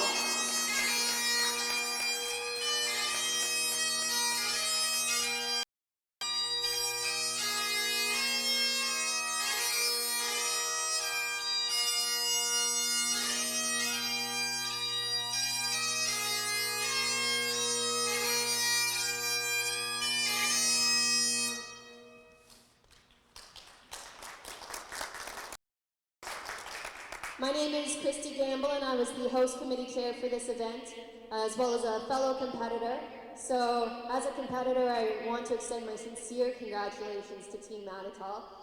You guys are going to represent us really well. Not too bad for old girls. I would like to say on behalf of the host committee that we are really grateful for the support that has been shown by Scotties and Kruger Products. Scotties has been an incredible supporter of women's curling for the past 30-some years. Without their support, women's curling wouldn't be the level that it's at today. There are very few sports in the world where women are at the same kind of level with the same kind of exposure. So as a female athlete, I could say that I really appreciate what Kruger Products has done to raise the profile of sport for women.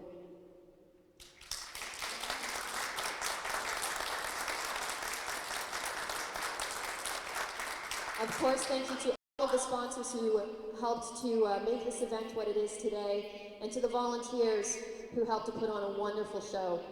So with that, I'm going to hand it off to Cathy Daryell.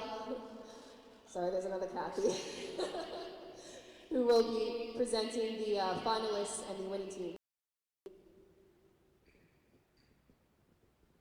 Thank you very much. On behalf of the Nova Scotia Curling Association, I would like to congratulate and thank all of the competitors for such a wonderful week of play and a brilliant final. Special thanks to Carolyn Cavanaugh and Christy Gann and the entire host committee and the numerous volunteers. You saved us and you gave us a spectacular experience.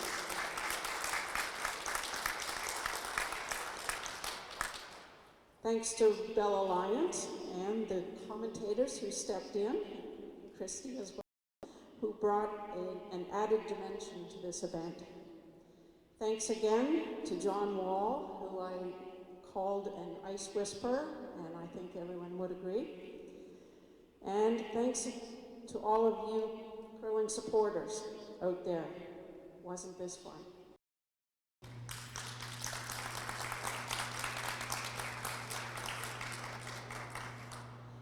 And now I'll get Harry Damon, President of the Nova Scotia Curling Association, to hand out the prizes to the finalist team.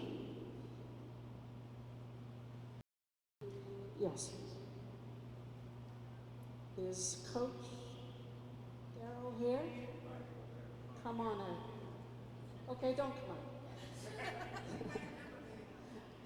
Coach Daryell Nowlan.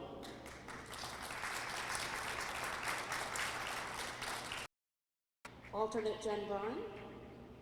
No, I don't have that right. Okay. Lead Jenn Brine.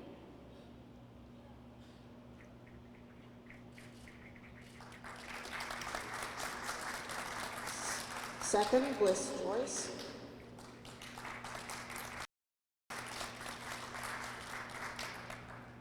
Mate, Erin Carmody.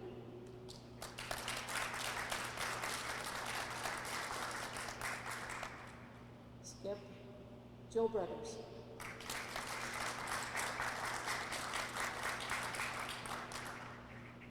Not least, alternate Sarah Murphy. Sorry about that.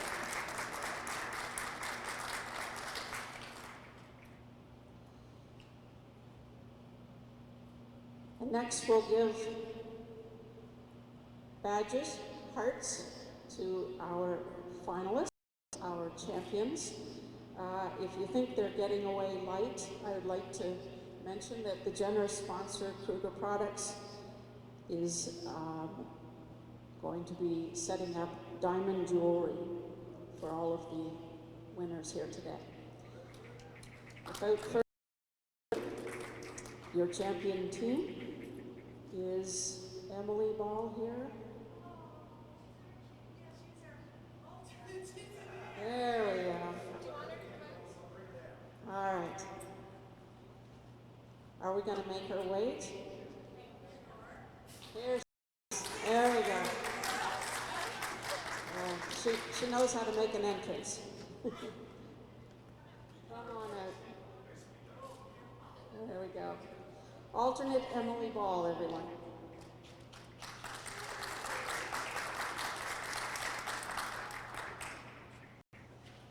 Lead, Andrea Saulnier.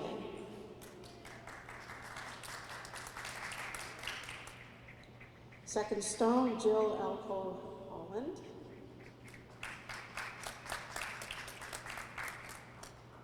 Mate, Margaret Cutcliffe.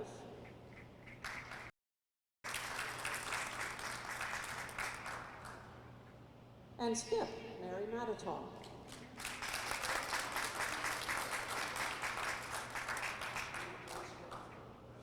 Congratulations all.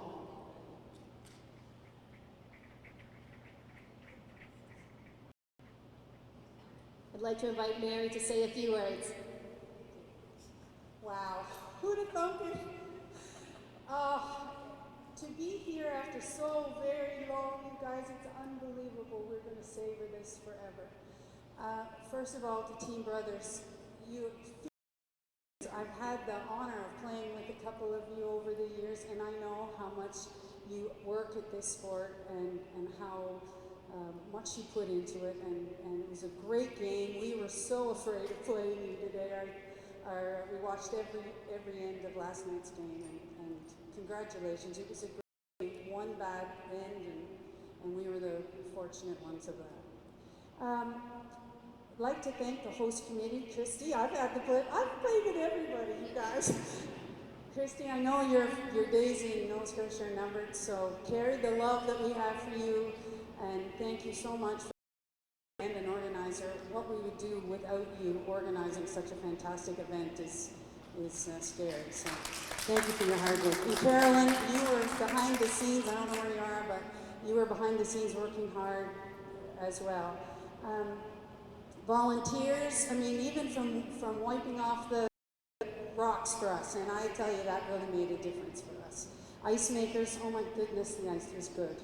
It was great. It was consistent throughout every sheet, throughout the week. It was fantastic. I'd like to thank a couple of our personal sponsors, AMJ Campbell, who's fantastic supporter of curling in general. I think there's a couple in the crowd today, so thank you so much for supporting us. Thank you to Volvo Construction and Mattatall Signs. When you can't hit up family, who can you hit up?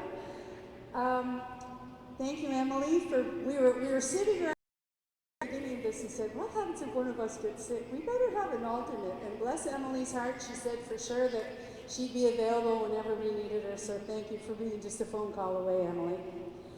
And lastly, I want to take a moment to thank three of the most incredible women I have ever met in my life. They love curling. They eat, breathe, sleep curling. We have had a wonderful journey. We were thinking of trying for seniors, not the Scotties. So that was this is just such icing on the cake. Let me assure you, we will savor this. We will practice our hearts out. We'll be over the moon on this. So thank you to our families who are always supportive of us. On behalf of curlers everywhere, thank you families for supporting us. And I think that's it. Am I done? Yeah, okay, thanks.